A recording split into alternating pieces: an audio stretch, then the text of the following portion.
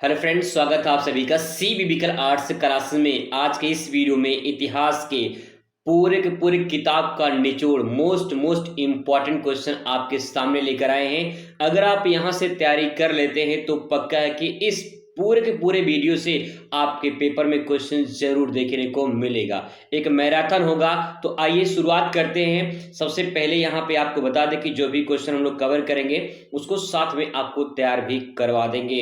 ठीक है, बस थोड़ा सा कंसंट्रेट करेंगे तो आपको समझ में आ जाएगा। इस प्रकार से क्वेश्चन देखने को मिलेगा आपको। आप यहाँ पे क्वेश्चन का पैटर्न देख पा रहे होंगे। पहले अति लघु उत्तरीय, फिर लघु उत्तरीय, फिर इसके बाद दीर्घ उत्तरीय, यानी सारे टाइप के क्वेश्चन यहाँ पे कवर किया जाएगा। तो इस प्रकार से क्वेश्चन देखने को मिलेगा। ठीक है, तो चलिए पहला क्वेश्चन आपके सामने है। कालीबंगा पुरास्थल उत्खनन किसके द्वारा आरंभ किया गया था? तो कालीबंगा जो पुरास्थल है ये किस राज्य में है, आप कमेंट करके जरूर बताइएगा। इस स्थान का जो है उत्खनन यानी खुदाई जो है किसके द्वारा आरंभ की गई थी? तो यहाँ पे देखिए कालीबंगा जो है पुरास्थल उत्खनन भारतीय पुरातत्वविद बी बी लाल और अमलानंद घोष के द्वारा की गई थी। आप कमेंट करके जरूर बताइए कि कालीबंगा किस राज्य में पड़ता है और इसका अर्थ क्या है। ठीक है, चलिए आगे बात करते हैं। दूसरा क्वेश्चन यहाँ पे है, लोथल पुरास्थल का उत्खनन सर्वप्रथम किसके द्वारा आरंभ किया गया था? तो लोथल जो है इसका उत्खनन सर्वप्रथम यशवराव द्वारा 1955 में किया गया था। ठीक है, ये ध्यान रखेंगे। और लोथल किस राज्य में है तो बता दूं मैं आपको, गुजरात में है। गुजरात में लोथल पड़ता है। ठीक है, और सिंधु घाटी सभ्यता का एक बंदरगाह भी माना जाता है लोथल। तो क्वेश्चन घुमा के भी पूछा जा सकता है, इसको भी आप ध्यान रखिएगा। नेक्स्ट क्वेश्चन आपके सामने यहाँ पे है, मोहनजोदड़ो के विशाल स्नानागार का संक्षिप्त में वर्णन कीजिए। मोहनजोदड़ो में जो विशाल स्नानागार है यानी बड़े से क्षेत्र में स्नान करने के लिए एक ऐसा आंगन टाइप का होता था जहां पे लोग स्नान करते थे, तो उसे विशाल स्नानागार कहा गया है। उसके बारे में कुछ विशेषताएं हैं। ठीक है, उस विशेषताओं को यहाँ पे वर्णन करना है। तो अगर आपसे क्वेश्चन पूछ ले कि सिंधु घाटी सभ्यता के विशाल स्नानागार का संक्षिप्त वर्णन कीजिए, या फिर उसकी विशेषताएं बताइए, या फिर मोहनजोदड़ो के विशाल जो स्नानागार है उसकी विशेषताएं बताइए, तब भी आंसर यही होगा।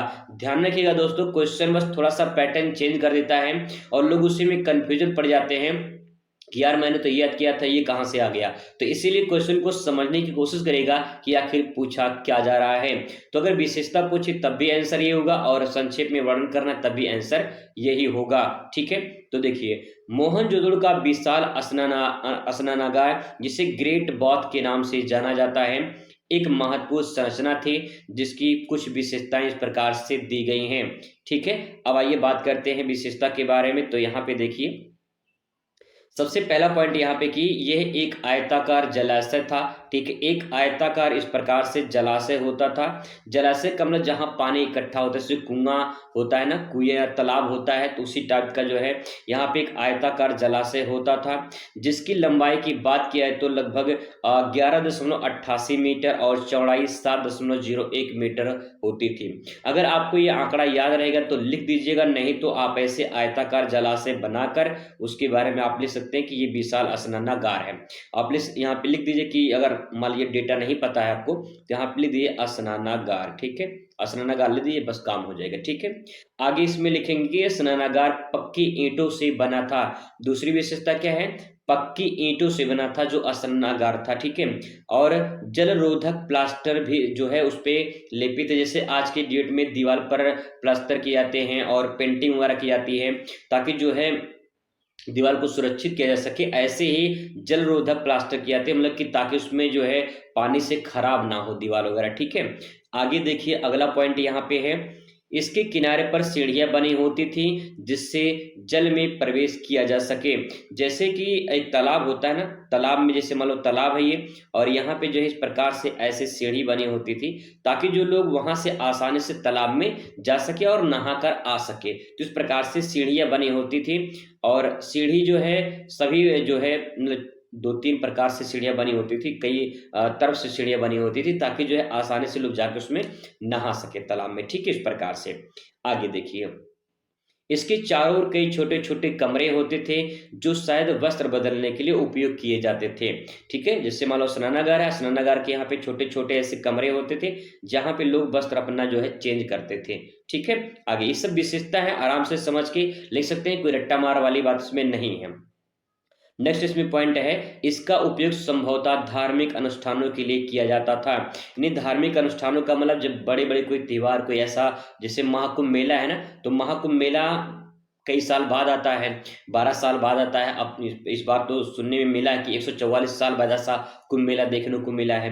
तो ये जो कोई मतलब कि कोई ऐसा अनुष्ठान होता था तो उस टाइम पे ऐसी जो है व्यवस्था की जाती थी। ठीक है दोस्तों, अगर 2025 में आईटीआई करना चाहते हैं तो सीबीबीकल आईटीआई गुरु यूट्यूब चैनल को सब्सक्राइब कर लीजिए, क्योंकि यहाँ पे 100% सही सटीक जानकारी आपको मिलेगी। आईटीआई में एडमिशन कब होता है, कैसे होता है, गवर्नमेंट से करें या प्राइवेट से करें, किससे बेहतर होगा, कितनी फीस गवर्नमेंट में लगती है, कितनी प्राइवेट में लगती है, किससे करेंगे कि जॉब भविष्य में मिल जाएगा, चाहे रेलवे में, यूपीपीएससी में, एनटीपीसी में, रेल में, किसी भी कंपनी में आपको जॉब आसानी से मिल जाए, किससे करना बेहतर होगा, आपको सब कुछ सटीक जानकारी इस चैनल पर मिलती रहेगी। तो आप सीबीबीकल आईटीआई गुरु चैनल को सब्सक्राइब कर सकते हैं, क्योंकि यहाँ पे सटीक जानकारी आपको मिलेगी। इसमें नेक्स्ट क्वेश्चन है, क्वेश्चन इंपॉर्टेंट है, हड़प्पा सभ्यता के पतन के कारण बताइए या पतन के कारणों का उल्लेख कीजिए।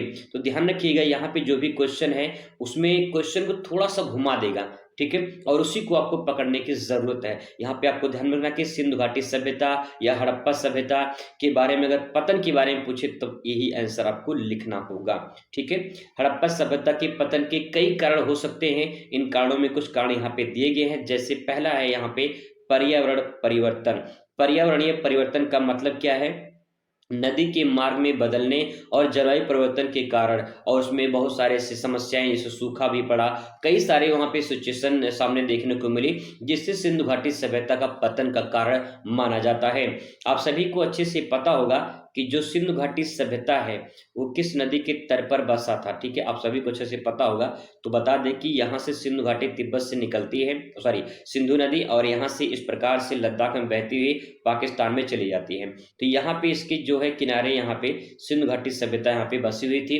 तो अब ये जो नदी है, नदी का मार्ग बदलने से, जो नदी है, नदी का मार्ग बदलने से जो है वहां पे बाढ़ आ गई और सब लोग बर्बाद हो गए। ठीक है, नहीं, सिंधु घाटी सभ्यता का पतन हो गया। तो पहला कारण तो ये माना जाता है। ठीक है, छोटा सा फ्लो चार्ट डायग्राम इनका प्रयोग जरूर करिएगा, ताकि आपका और आंसर परफेक्ट हो और टीचर आपको बढ़िया नंबर दे दे। ठीक है, पहला पॉइंट ये हो जाएगा। दूसरा पॉइंट देखेंगे, दूसरा पॉइंट है बाढ़ और प्राकृतिक आपदाएं। बाढ़ और प्राकृतिक आपदाओं का मतलब ये कि सतत बाढ़ों से, सतत बाढ़ों का मतलब लगातार बाढ़ आता रहा, जिससे शहर नष्ट होते गए, बाढ़ आता रहा, शहर नष्ट होते गए, बाढ़ आता रहा, शहर नष्ट होते गए, होते रहे। इस प्रकार से धीरे धीरे पूरी सभ्यता जो है खत्म हो गई। ठीक है, आगे नेक्स्ट है आक्रमणकारी सिद्धांत। आक्रमणकारी सिद्धांत का मतलब ये है कि कुछ लोग ऐसे बाहरी लोग आए जो वहां पे अटैक किए, आक्रमण किए, जिससे उसका पतन हो गया। जैसे कुछ विद्वानों को मानना है, यहाँ पे उनका मानना है कि आर्यों के आक्रमण से यह सभ्यता नष्ट हुई है। तो ऐसा कुछ लोग मानते हैं कि जब आर्य आए थे भारत में तो उनके द्वारा जो है आक्रमण हुआ था, और आक्रमण में ये सभ्यता पूरी तरह से नष्ट हो गई। ठीक है, आगे आंतरिक संघर्ष और आर्थिक गिरावट। आर्थिक संघर्ष, आर्थिक गिरावट का मतलब ये है, यहाँ पे व्यापारिक और गतिविधियों में गिरावट देखने को मिली, और धीरे धीरे शहर जो है, यानी जो शहर था वो धीरे धीरे वीरान होते चले गए, यानी व्यापार कम होते चले गए, आर्थिक संकट उत्पन्न हो गया, जिससे धीरे धीरे लोग संकट गहरा गया, और फिर उसमें जो है पतन का कारण माना जाता है। आगे बात करें इसमें पांचवा पॉइंट, तो देखिए कृषि उत्पादन में गिरावट देखने को मिली। उपजाऊ भूमि की कमी के कारण लोग एक दूसरे स्थान पर पलायन करने लगे और वहां से छोड़कर किसी दूसरे स्थान पर चले गए होंगे। इसके कारण जो है वहां पे उसका पूरा पतन हो गया। तो कुछ ऐसे कारण हैं जिसे आप एक बार समझ के भी अपनी भाषा में भी लिख सकते हैं, कोई बड़ी बात नहीं है। आगे क्वेश्चन बात करते हैं दोस्तों, यहाँ पे हड़प्पा सभ्यता की प्रमुख विशेषताओं का वर्णन कीजिए। तो क्या विशेषता थी हड़प्पा सभ्यता की? चाहे पतन पूछे या विशेषता पूछे, दोनों इंपॉर्टेंट क्वेश्चन हैं। आपके पेपर में यहाँ से क्वेश्चन जरूर देखने को मिलेगा। ठीक है, हेडिंग डाल देंगे हड़प्पा सभ्यता की प्रमुख विशेषताएं, और शुरुआत करेंगे लिखना। पहला हेडिंग नगरीय योजना लिखेंगे। दोस्तों को बता दें जब एग्जामिनर कॉपी चेक करते हैं ना, तो कॉपी चेक करते समय सिर्फ आपका हेडिंग देखेंगे, आपके लिखने की शैली देखेंगे और आपको उसी पे नंबर मिल जाएगा। तो इसीलिए आप जैसा लिखें, आप इस तरह से लिखें कि एग्जामिनर देखे और उसको कुछ अलग लगे। ठीक है, छोटा सा डायग्राम, छोटा सा कुछ ऐसा उसमें मैपिंग, छोटा सा ऐसा कुछ कोटेशन, ऐसे कुछ ऐसे कंटेंट देने हैं जिससे कॉपी थोड़ा सा अलग लगे, ताकि नंबर आपको पूरा मिले। ठीक है, और अच्छा पूरा नंबर मिले, ये ध्यान रखिएगा। आगे देखिए इसमें नगरीय योजना। नगरीय योजना का मतलब है कि सुनिश्चित सड़कें और ग्रिड प्रणाली पर वो जो सभ्यता विकसित थी। ग्रिड प्रणाली का मतलब क्या है, जैसे ऐसे सड़क होता था, सड़क जो है ऐसे समकोण पर काटती थी और इसके किनारे किनारे यहाँ पे घर बने होते थे। जो सड़क होता था इसके किनारे किनारे यहाँ पे घर बने होते थे। ठीक है, तो इसे ग्रिड पद्धति कहते हैं। जब सड़कें एक दूसरे के समकोण पर काटती हैं तो उसे ग्रिड पद्धति के नाम से जाना जाता है। और यहाँ पे देखिए सुनियोजित सड़कें, मतलब कि जो सड़कें बनाई गई थी, यानी जो नगर बसाया गया था वो अच्छे तरीके से बसाया गया था, जैसे आज के दिन में शहर बसाए जाते हैं, ऐसे ही वहां पे उस टाइम पे सिंधु घाटी सभ्यता में भी जो है नगर को बसाया गया था। तो ये प्रमुख इसकी विशेषता मानी जाती है। इसके बाद दूसरी विशेषता लिखेंगे, दुर्ग और निचला शहर। दुर्ग और निचला शहर का मतलब ये कि प्रत्येक शहर दो भागों में बांटा गया था। दुर्ग ऊपरी जो नगर होता था उसे दुर्ग कहा जाता था और जो निचला शहर होता था उसे निचला नगर के नाम से जाना जाता था। कहने का मतलब है कि जैसे मान लीजिए इस प्रकार से जो है ऐसे बसा होता था, तो यहाँ पे जो है निचला शहर, इसे निचला शहर कहेंगे। तो यहाँ पे जो मतलब बसा होता था मानव का, यहाँ पे सैनिक, कृषि, जो कृषि करने वाले मजदूर होते थे, किसान होते थे, वो सब यहाँ रहते थे। और जो राजा होते थे वो राजा यहाँ पे रहते थे, ऊपर दुर्ग में रहते थे। ठीक है, और यहाँ पे इसलिए रहते थे ताकि कोई जब आक्रमण करने आता उस टाइम पे तो नीचे से आता, क्योंकि उस टाइम पे तो हवाई जहाज थे नहीं और कोई सुविधा वैसे थी नहीं, तो सब नीचे से ही आते, तो उनको जो है संरक्षण मिल सके, उनको जो है बचाया जा सके, इसलिए राजा जो होते थे वो दुर्ग में, यानी जो है ऊपर जो किला होता था वहां पे निवास करते थे, और जो प्रजा होती थी, जो अन्य किसान मजदूर सैनिक होते थे, वो यहाँ पे निचले शहर में निवास करते थे। ठीक है, ऐसे आप बना सकते हैं फ्लो चार्ट और उसके बारे में थोड़ा सा लिख सकते हैं। इससे कई सारे फायदे हैं। अगर फ्लो चार्ट बनाएंगे थोड़ा सा पेज भी भरेगा और अच्छा भी लगेगा, कुछ अलग भी दिखेगा, पूरा नंबर भी मिलेगा। इसका मतलब ये कि कुछ अलग करेंगे तो आपको बढ़िया नंबर मिलेगा। अगली बात यहाँ पे लिखेंगे, पक्की ईंटों की इमारतें। वहां पे जितनी भी इमारतें देखने को मिलती हैं, जो भी साक्ष्य प्राप्त हुए हैं वहां से, वो सब जो है साक्ष्य मिलते हैं कि पक्की ईंटों, जैसे आज के दिन में ईंट होते हैं, ऐसे ही पक्की ईंटों से घर वहां बनाए जाते थे। तो ये भी इस टाइम की विशेषता मानी जाती है। ठीक है, आगे बात करते हैं जल निकासी प्रणाली। तो जल निकासी प्रणाली का मतलब क्या, जल जो है जैसे नाली का पानी होता था, घरों का पानी आसानी से नाली के द्वारा वो जो है गंदा पानी जो है बाहर निकल जाता था। ऐसा नहीं कि जो है रास्ते में ही पूरा कचरा होता था, ऐसा नहीं होता था। जल निकासी की पूरा बढ़िया से व्यवस्था की गई थी। यानी जो शहर बसाया गया था, ऐसा लगता है कि आज की डेट में जो शहर बसाए जाते हैं, ऐसे शहर उस टाइम पे बसाया गया था। तो ये सब उसकी विशेषता है, उस टाइम पे ही जो है ये काम किया जाता था। ठीक है, आगे व्यापार और वाणिज्य। उस टाइम पे भी व्यापार देखने को मिलता था। हालांकि उस टाइम पे पैसे की प्रचलन नहीं थी, लेकिन कुछ धातु और वस्तु विनिमय की प्रथा उस टाइम पे चलती थी। यह सभ्यता व्यापार पर आधारित और मेसोपोटामिया से व्यापार होता था। मेसोपोटामिया सभ्यता जो दजला फरात वाला जो है वहां से व्यापार होता था, लोग वहां से आते थे और जाते थे, व्यापार करते थे। इस प्रकार से जो है आप इसकी विशेषता को लिख सकते हैं विथ हेडिंग से, अच्छे तरीके से फिगर, कोटेशन, डायग्राम प्रयोग करके पूरा नंबर दोस्तों आपको मिलेगा। ठीक है, आगे कुछ पॉइंट उसमें और दिए गए हैं। धार्मिक मान्यताएं, कुछ ऐसी धार्मिक मान्यताएं होती थी जैसे लोग पशुपति महादेव और मातृ देवी की पूजा भी करते थे। उस टाइम पे पूजा अर्चना भी लोग करते थे और पशुपति महादेव की और मातृ देवी की पूजा करते थे, क्योंकि मातृ देवी के साक्ष्य जो है, मूर्ति जो है मिली हुई है। इसके बाद लेखन प्रणाली की बात करें तो यहाँ पे जो है इस सभ्यता मतलब यह सभ्यता लिखित लिपि का उपयोग करती थी, लेकिन इसे अभी तक पूरा पढ़ा नहीं जा सका है। जो सिंधु घाटी सभ्यता है ये जो है आदि इतिहास के रूप में जाना जाता है, क्योंकि इसमें जो है जो लिखित सामग्री मिली उसे पढ़ा नहीं जा सका, इसीलिए आदि मतलब अधूरा इतिहास के नाम से जाना जाता है।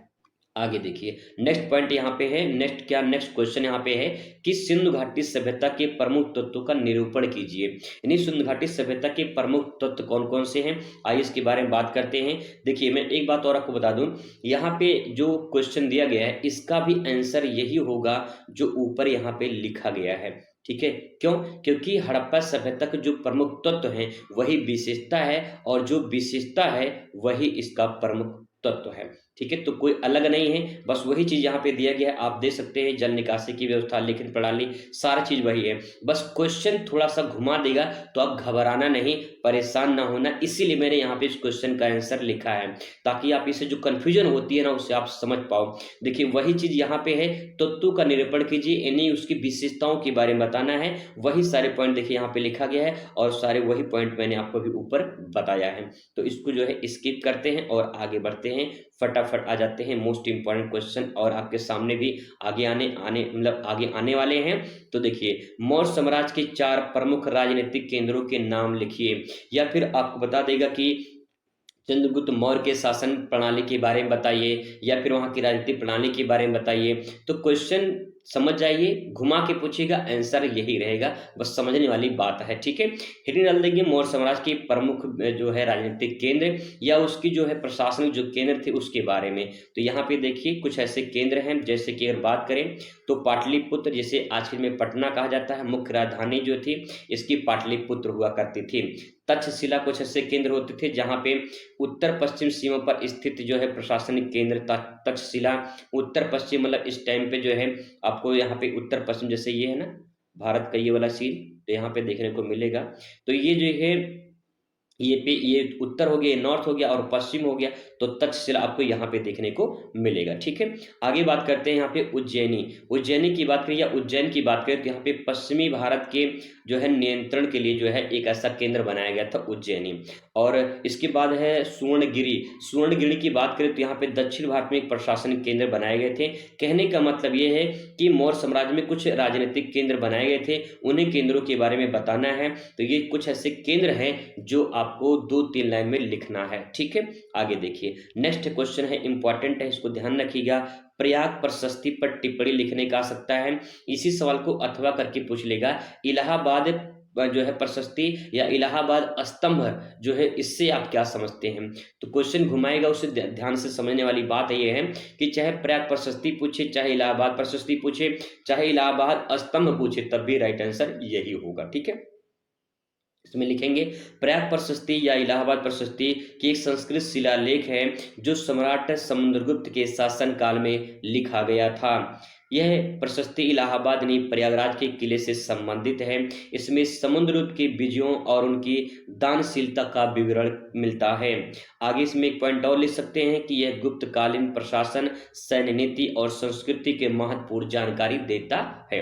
ठीक है, इसके बारे में आपको बताना कि प्रयाग प्रशस्ति क्या है। तो ये क्या है, एक शिलालेख है, और इस प्रयाग प्रशस्ति में जो है आप कमेंट करके बताइए कि प्रयाग प्रशस्ति किसने लिखा है। ठीक है, कमेंट करके जरूर बताइए कि इंपॉर्टेंट है, आपके पेपर में पूछ सकता है। बात करते हैं प्रयाग प्रशस्ति के रचनाकार कौन है, तो आगे क्वेश्चन आपको यहाँ पे देखने को मिलेगा। प्रयाग प्रशस्ति के रचनाकार हरिशेन थे, जो समुद्रगुप्त के राज दरबारी कवि और मंत्री हुआ करते थे। तो 1 नंबर का यहाँ पे 2 नंबर का प्रश्न तैयार हो जाएगा। आगे बात करते हैं, क्वेश्चन नंबर नेक्स्ट है, इंपॉर्टेंट क्वेश्चन है, इसको ध्यान रखेंगे। महाजनपदों की प्रमुख विशेषताओं को बताइए, अथवा 6ठी शताब्दी ईसा पूर्व भारत के महाजनपदों का वर्णन करना है। 2 प्रकार से क्वेश्चन पूछेगा, महाजनपदों की प्रमुख विशेषताएं, या पूछेगा कि अथवा करके 6ठी शताब्दी ईसा पूर्व में भारत के महाजनपदों का वर्णन कीजिए। ठीक है, देखिए अथवा करके मैंने यहाँ पे लिख दिया है ताकि कंफ्यूजन आपको ना हो अगर पेपर में आ जाए तो। ठीक है, आगे देखिए महाजनपदों की प्रमुख विशेषता। 16 महाजनपद थे और इन महाजनपदों की अलग अलग कुछ विशेषताएं हुआ करती थी। पहला देखिए राजनीतिक संगठन। राजनीतिक संगठन का मतलब है कि महाजनपद गणराज्य जैसे कि वैशाली, राजशाही, मगध में बटे हुआ करते थे। यानी राजनीतिक जो संगठन था अलग अलग उनका महाजनपद था, और उन महाजनपदों की अपनी एक राजधानी होती थी। वहां पे लोग अपना राजनीतिक संगठन हुआ करता था, और लोग उसी अपने अपने महाजनपदों में शासन करते थे। इस प्रकार से बटा हुआ था। ठीक है, आगे बात करते हैं यहाँ पे अस्थायी राजधानी। अस्थायी राजधानी का मतलब प्रत्येक महाजनपदों की एक अस्थायी राजधानी होती होती थी जो किले से सुरक्षित होती थी।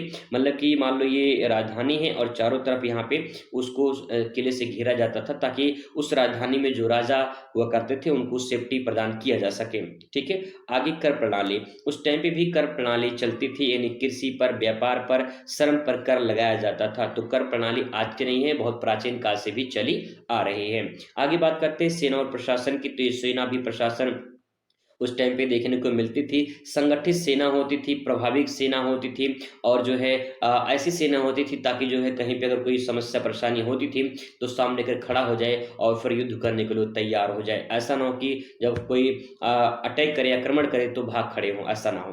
ठीक है, नेक्स्ट है आर्थिक विकास। आर्थिक विकास का मतलब है कि कृषि, व्यापार, लोहा उद्योग, सिक्का आदि का प्रचलन भी उस टाइम पे देखने को मिलता था। ठीक है, तो आप इसे लिख सकते हैं। बात करते हैं यहाँ पे जो 6ठी शताब्दी है, इसमें जो प्रमुख महाजनपद थे वो उसके बारे में यहाँ पे डिटेल में दिया गया है। तो देखिए मगध, मगध की बात करें तो सबसे शक्तिशाली महाजनपद में से एक मगध माना जाता है और बिंबिसार और अजातशत्रु के शासन से ये उन्नति हुई थी। ठीक है, आगे देखिए कौशल की बात करें तो कौशल में शक्तिशाली महाजनपद अयोध्या इसकी राजधानी हुआ करती थी। कौशल, कौशल बल्कि यहाँ पे कौशल जो है ये श्रावस्ती इसके राइट आंसर हो जाएगा, श्रावस्ती।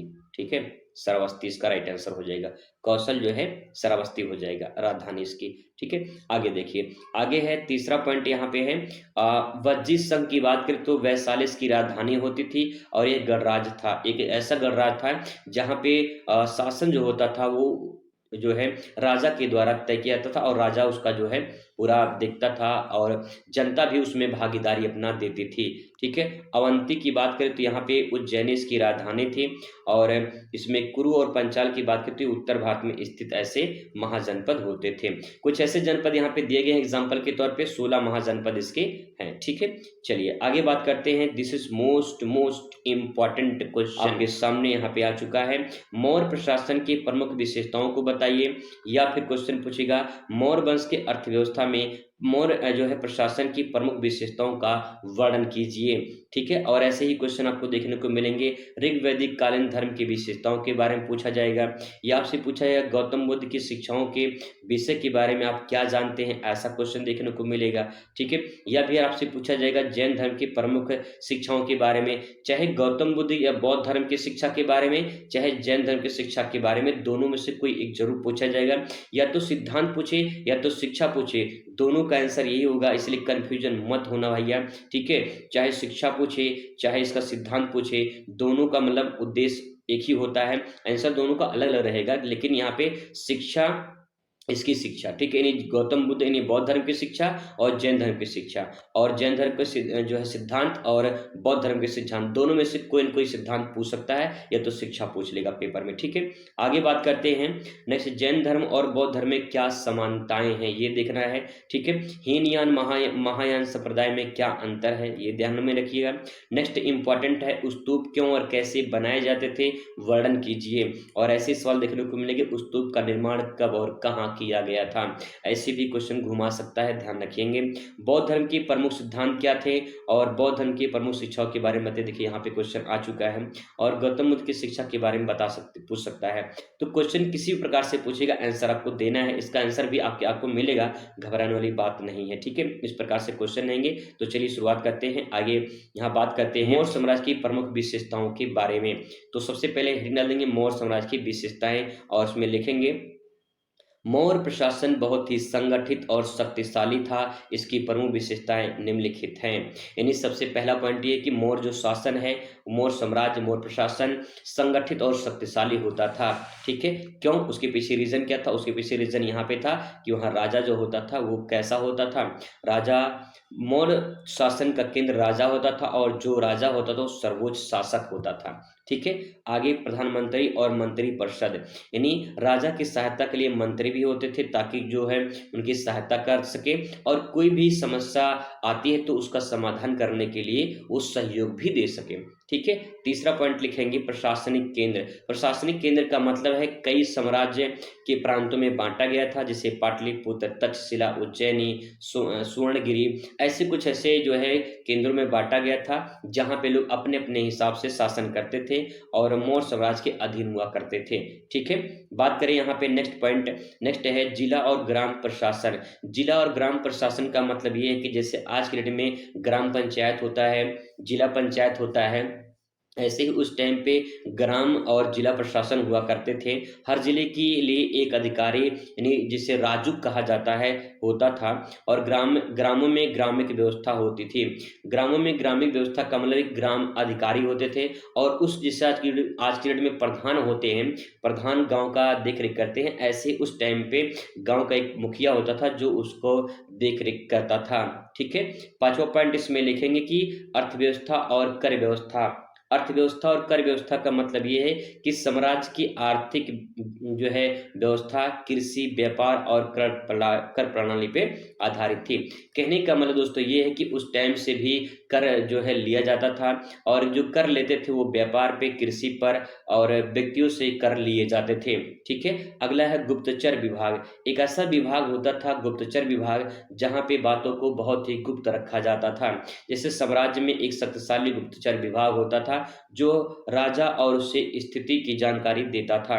यानी गुप्तचर विभाग जो होते थे वो राजा को सूचना देते थे कि आपके खिलाफ यहाँ पे षड्यंत्र रचा जा रहा है, या यह राजा ऐसा अत्याचार कर रहा है, तो वो जो गुप्तचर विभाग होता था वो उनको सूचना देते थे। ठीक है, अगला है सिंचाई व्यवस्था। सिंचाई व्यवस्था की बात करें तो उस टाइम पे कृषि को बढ़ावा देने के लिए सिंचाई व्यवस्था पर विशेष ध्यान दिया गया, यानी कह सकते हैं कि सिंचाई व्यवस्था उस टाइम पे भी काफी प्रचलन में थी। ठीक है, आगे क्वेश्चन यहाँ पे आपके सामने है कि ऋग वैदिक कालीन धर्म की विशेषताएं बताइए। तो ऋग वैदिक कालीन धर्म की जो विशेषताएं हैं इसके बारे में लिखेंगे, उससे पहले आप हेडिंग बना लेंगे।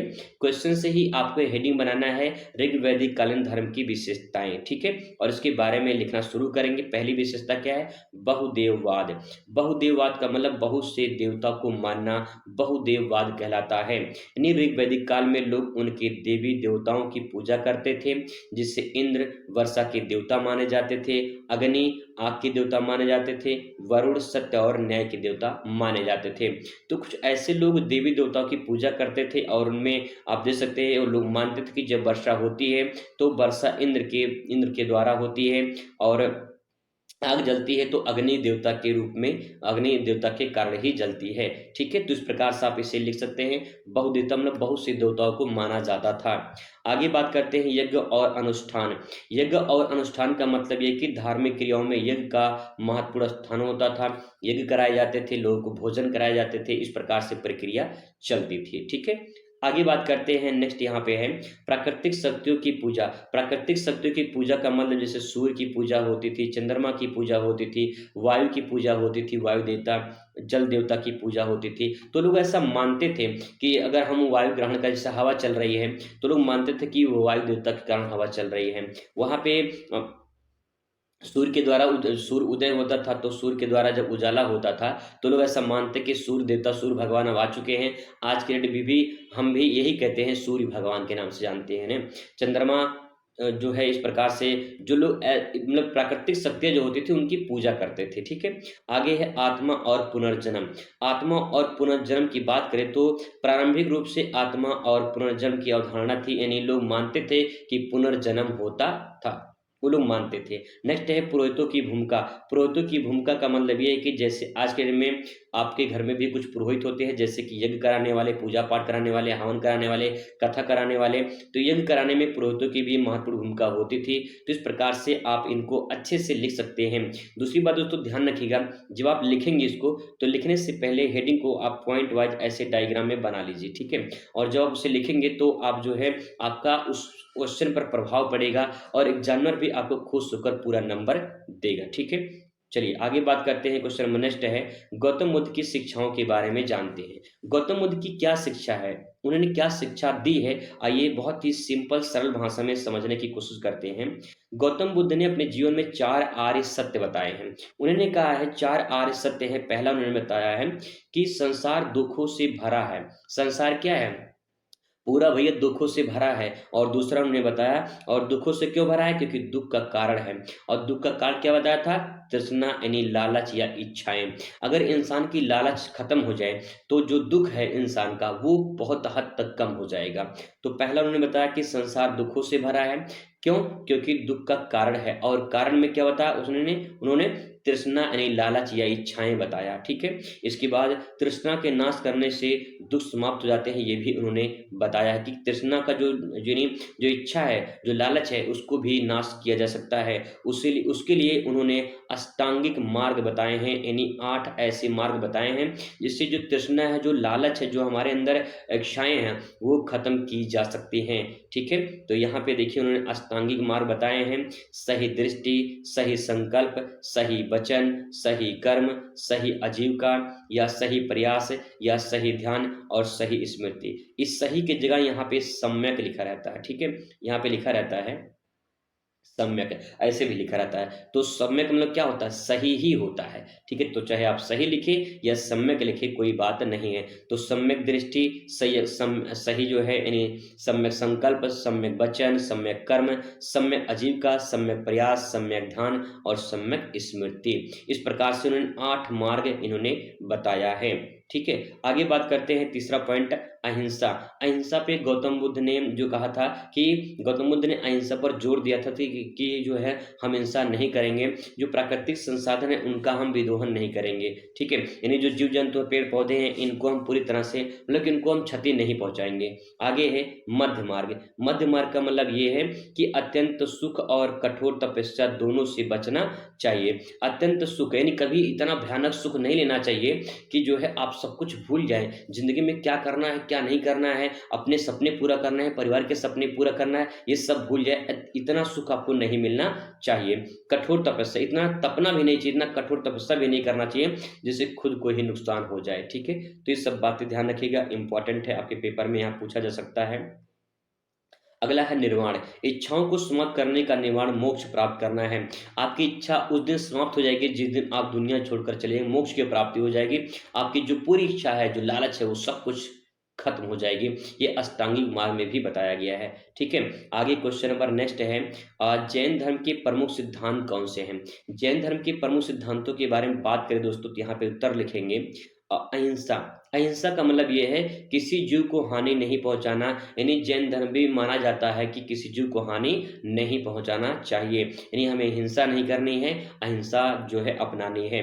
सत्य, हमेशा सत्य बोलना चाहिए, ऐसा जो है ये जैन धर्म में बताया गया कि आप अगर इस सिद्धांत को फॉलो करते हैं तो आपको हमेशा सत्य बोलना होगा। ठीक है, आज की डेट में तो इम्पॉसिबल है भैया कोई सत्य हमेशा बोल ही पाए।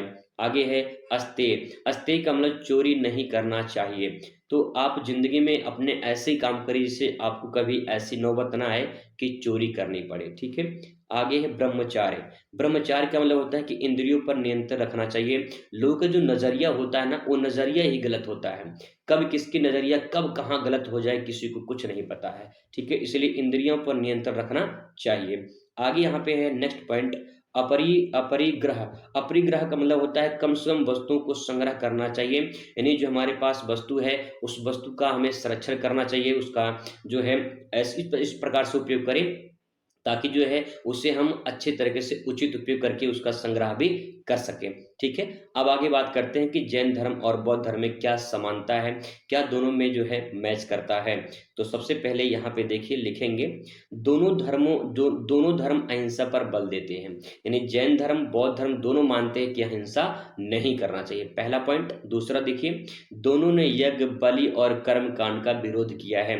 दोनों ने कहा कि यज्ञ नहीं करना चाहिए, बलि नहीं देना चाहिए, जैसे जानवरों की बलि देते हैं वो नहीं करना चाहिए, कर्म कांड का विरोध किया है। तो इन्होंने जो है दोनों की विचारधारा ये थी, तो कुछ विचारधाराएं इनको आपस में मिली और यहाँ पे आप देख पा रहे हैं कि यज्ञ, बलि, कर्म कांड का विरोध भी इन दोनों लोगों ने, मतलब दोनों सिद्धांतों के लोगों ने किया था। नेक्स्ट इसमें लिखेंगे, दोनों तपस्या और आत्म संयम को महत्वपूर्ण माना है, यानी उन्होंने कहा कि अगर हम तपस्या करते हैं, हम ध्यान लगाते हैं तो हम ईश्वर के साथ जुड़ सकते हैं। आत्म संयम का मतलब होता है कि अपने आप में ऐसा जो है अपना धैर्य बनाए रखिए। जैसे कोई आपके सामने कोई घटना घट जाए, तो इतना आत्म संयम होना चाहिए कि आप सही गलत का फैसला उस टाइम पे ले सकें। नहीं तो अचानक कोई घटना घट जाती है तो दिमाग काम करना बंद कर देता है। लेकिन अगर आप धैर्य बनाए रखें, आत्म संयम बनाए रखें, तो उस चीज़ का सही डिसीजन लिया जा सकता है। ठीक है, आगे है यहाँ पे, दोनों ने समाज में समानता की बात की है। यानी जो हमारा समाज है वो सभी के लिए समान होना चाहिए, ऐसा ना हो उसमें धर्मवाद, क्षेत्रवाद, जातिवाद ये सब पनपे। ठीक है, तो दोनों ने समानता पर जोर दिया है, लिख सकते हैं आगे। आगे देखिए, दोनों धर्मों का विकास लगभग एक ही समय में हुआ है, इसीलिए दोनों की विचारधारा कुछ न कुछ मिलती है। आगे इसमें क्वेश्चन है, हीनयान और महायान में अंतर बताना है। हीनयान क्या है, महायान क्या है, आइए इसको भी देखते हैं। तो सबसे पहले हीन डाल देंगे यहाँ पे हीनयान और इसके बारे में लिखेंगे। इसे छोटा मार्ग कहा जाता है। छोटा मार्ग क्यों कहा जाता है, आगे देखिए। इसमें व्यक्तियों को स्वयं मोक्ष प्राप्त करने की आवश्यकता होती है। ठीक है, पहला पॉइंट है। दूसरा पॉइंट देखिए, नेक्स्ट इसमें है, भगवान बुद्ध को गुरु माना जाता था, ईश्वर नहीं। ठीक है, भगवान बुद्ध को गुरु मानते थे लोग, ईश्वर नहीं। यह मुख्य रूप से श्रीलंका, बर्मा, थाईलैंड में प्रचलित है। आज भी लोग गौतम बुद्ध की जो है पूजा करते हैं, मतलब कि उनकी आराधना करते हैं। और आप देख पाएंगे कि जैसे अगर आप बनारस में सारनाथ में गए होंगे, तो वहाँ पे लोग जो है बहुत दूर दूर से लोग आते हैं वहाँ पे सारनाथ में। ठीक है, आगे बात करें महायान की, तो ये बड़ा मार्ग है, माना माना जाता है। और ये इसमें जो है बोधिसत्वों की पूजा की जाती है, और इसमें भगवान बुद्ध की ईश्वर के रूप में माना जाता है। यानी कहने का मतलब ये है कि इसमें जो है हीनयान के लोग जो हैं ये ईश्वर नहीं बल्कि गुरु मानते हैं, और महायान के लोग जो हैं ये भगवान बुद्ध को ईश्वर मानते हैं, भगवान का रूप मानते हैं। ठीक है, आगे देखिए, नेक्स्ट इसमें लिखेंगे इसमें कि मुख्य रूप से चीन, जापान, तिब्बत में ये भी प्रचलित है। अब यहाँ पे जो मानने वाले हैं, नहीं जो ईश्वर मानते हैं, वो चीन के लोग, जापान के लोग और तिब्बत के लोग जो है गौतम बुद्ध को ईश्वर के रूप में मानते हैं। और यहाँ पे जो है श्रीलंका, बर्मा, थाईलैंड, ये जो देश हैं, बर्मा का मतलब म्यांमार, ठीक है, ये सब ईश्वर नहीं बल्कि गुरु मानते हैं। तो ये हीनयान और महायान में अंतर है। आगे बात करते हैं, यहाँ पे नेक्स्ट क्वेश्चन आपके सामने है, स्तूप क्यों और कैसे बनाए जाते थे। इंपॉर्टेंट है, स्तूप क्यों और कैसे बनाए जाते थे। स्तूप क्यों बनाए जाते हैं, सबसे पहले ये लिखेंगे। ठीक है, अब इसके बारे में यहाँ पे आप लिखना शुरू करेंगे। स्तूप गौतम बुद्ध और उनके अनुयायियों की स्मृति में बनाए जाते हैं। यानी अनुयायी का मतलब फॉलोवर्स, जो आपको फॉलो, जैसे आप इंस्टाग्राम पे, फेसबुक पे किसी को फॉलो करते हैं, तो अनुयायी का मतलब फॉलोवर्स होता है। ठीक है, देखिए स्तूप जो होते हैं क्या होते हैं, वो गौतम बुद्ध के और उनके जो अनुयायी होते हैं, जो फॉलोअर्स होते हैं, उन्हीं की स्मृति, मतलब उन्हीं की जो अवशेष होते हैं उसी को जो है उसमें संरक्षित रखा जाता है। जो स्तूप होते हैं कुछ प्रकार से ऐसे जो है आपको देखने को मिलेगा। अगर आप स्तूप देखेंगे सारनाथ में अगर गए होंगे आपको पता होगा। ठीक है, और या फिर आप मध्य प्रदेश में सांची कुछ तो आप देख लीजिए, इस प्रकार से स्तूप होते हैं। ठीक है, स्तूप होते हैं, और यहाँ पे जो है इस स्तूप में जो है वहाँ पे जो उनके अवशेष होते हैं उनकी यादों को जो है रखा जाता है। इसमें बुद्ध के अवशेष और पवित्र धातु को रखा जाता है, ताकि जो है उसको जो संरक्षण उसमें किया जा सके। संरक्षण का मतलब कि एक बचा कर उसको रखना, उनकी स्मृतियों को याद करने के लिए। ठीक है, आगे है कैसे बनाए जाते हैं, तो उसमें लिखेंगे स्तूप का आधार गोला होता है। पहले इस प्रकार से ऐसे गोला बना लेंगे, और फिर इसके बाद ऊपर जो है गुंबदानुमा जो संरचना इस प्रकार से बना देते हैं। ठीक है, ऐसे गुंबदा जो नुमा है संरचना ऐसे बना देते हैं। तो ऊपर एक गुंबदानुमा संरचना होती है, और आधार जो होता है नीचे जो है गोला के रूप में बनाते हैं। चारों ओर पत्थर की रेलिंग और एक जो है छत्र होता है, छत्र होता मतलब छत ऊपर से बना देते थे। प्रसिद्ध जो है सांची का स्तूप है, सारनाथ का स्तूप है, अमरावती में स्तूप है। तो इस प्रकार से कुछ ऐसे स्तूप बनाए गए हैं जो प्रसिद्ध हैं। ठीक है, क्वेश्चन नंबर नेक्स्ट आपके सामने यहाँ पे है। क्वेश्चन है कि बौद्ध धर्म के प्रमुख सिद्धांत कौन से हैं। ठीक है, अब आपकी बात करते हैं प्रमुख धर्म के सिद्धांत कौन से हैं। तो वही सिद्धांत जो है जो हम लोगों ने बात किया था, 4 आर्य सत्य है और उसके अष्टांगी मार्ग को अपनाना, ये पहला पॉइंट हो जाएगा। दूसरा, अहिंसा और करुणा का पालन करना। अहिंसा मतलब कि हिंसा नहीं करेंगे। करुणा यानी दया का पालन करेंगे। ठीक है, दया करेंगे। नेक्स्ट इसमें आपके लिखेंगे कि आत्मसंयम और तपस्या का महत्व दिया गया है। यज्ञ और बलि का विरोध किया गया है, और संसारिक इच्छाओं से मुक्ति पाकर निर्वाण की प्राप्ति पर बल दिया गया है। कहने का मतलब है कि क्वेश्चन को हम लोग लिख चुके हैं, पढ़ चुके हैं। जो बौद्ध धर्म के प्रमुख सिद्धांत है, जो शिक्षाएं हैं, वही चीज यहाँ पे आपको लिखना है। जो शिक्षा है वही इसके सिद्धांत है। ठीक है, तो उसमें कंफ्यूजन वाली बात नहीं है। आगे बात करते हैं, क्वेश्चन नेक्स्ट है, खानकाह से आप क्या समझते हैं या खानकाह से क्या आशय है? तो उसमें लिखेंगे खानकाह सूफी संतों के रहने और उपदेश देने देने का स्थान होता था। तो एक ऐसा स्थान होता था जहाँ सूफी संत बैठकर जो है अपना उपदेश देते थे, ध्यान लगाते थे। यहाँ सूफी संत अपने शिष्यों को शिक्षा देते थे और ये आध्यात्मिक केंद्र होते थे जहाँ गरीबों को भोजन और शरण भी दिया जाता था। ठीक है, आगे लिख सकते हैं। नेक्स्ट पॉइंट लिखेंगे। नेक्स्ट क्वेश्चन, सूफीवाद के मूलभूत सिद्धांत क्या हैं? तो जो सूफीवाद हैं उनके मूलभूत सिद्धांत क्या हैं, इसको समझना है। तो ये लोग मानते हैं, सूफीवाद के लोग जो मानते हैं कि एकेश्वरवाद मानते हैं। पहली हेडिंग लिखेंगे एकेश्वरवाद। एकेश्वरवाद का मतलब होता है एक ईश्वर में विश्वास करने वाला, एकेश्वरवाद कहलाता है। सूफी मत में ईश्वर को प्रेम और भक्ति के माध्यम से पाने की बात कही गई है। कहने का मतलब ये है कि सूफी के जो लोग हैं वो मानते हैं कि ईश्वर एक है, और ईश्वर एक है या फिर अल्लाह एक है, ऐसा मानते हैं।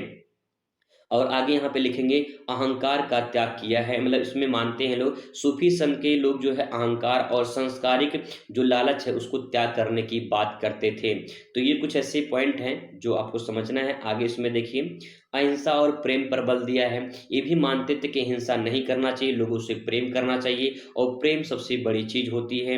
सूफी संत ने प्रेम और सहिष्णुता और अहिंसा को अपनाने में बल दिया है, यानी लोगों से प्रेम से बात करना, लोगों से प्रेम से मिलना, ये सब पर बल दिया है। ठीक है, सूफी संत के लोगों ने।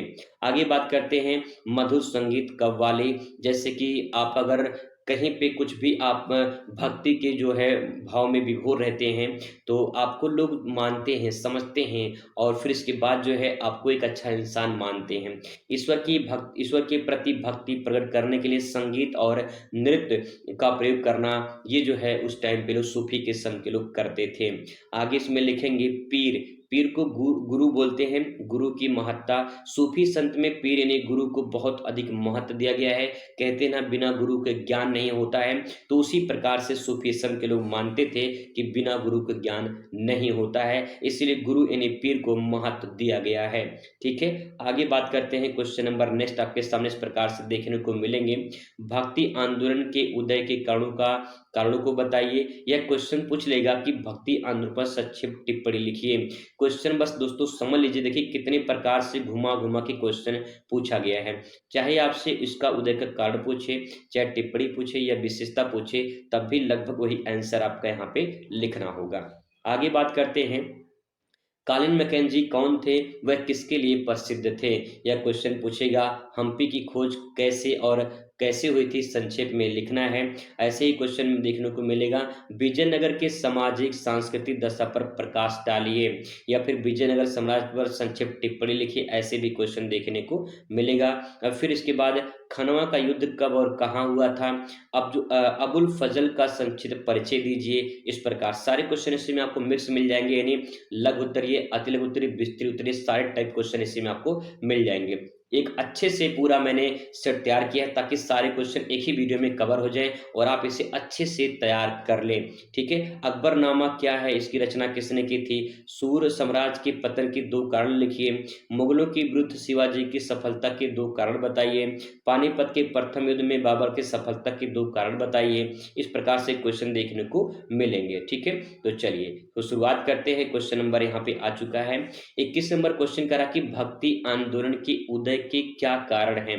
क्यों उदय हुआ भक्ति आंदोलन? सूफी संत के बाद भक्ति आंदोलन क्यों आया, उसकी आवश्यकता क्यों पड़ी? ठीक है, इसके बारे में हमें समझना है। तो उत्तर लिखेंगे, भक्ति आंदोलन 7वीं से 17वीं शताब्दी के बीच एक महत्वपूर्ण धार्मिक और सामाजिक आंदोलन था।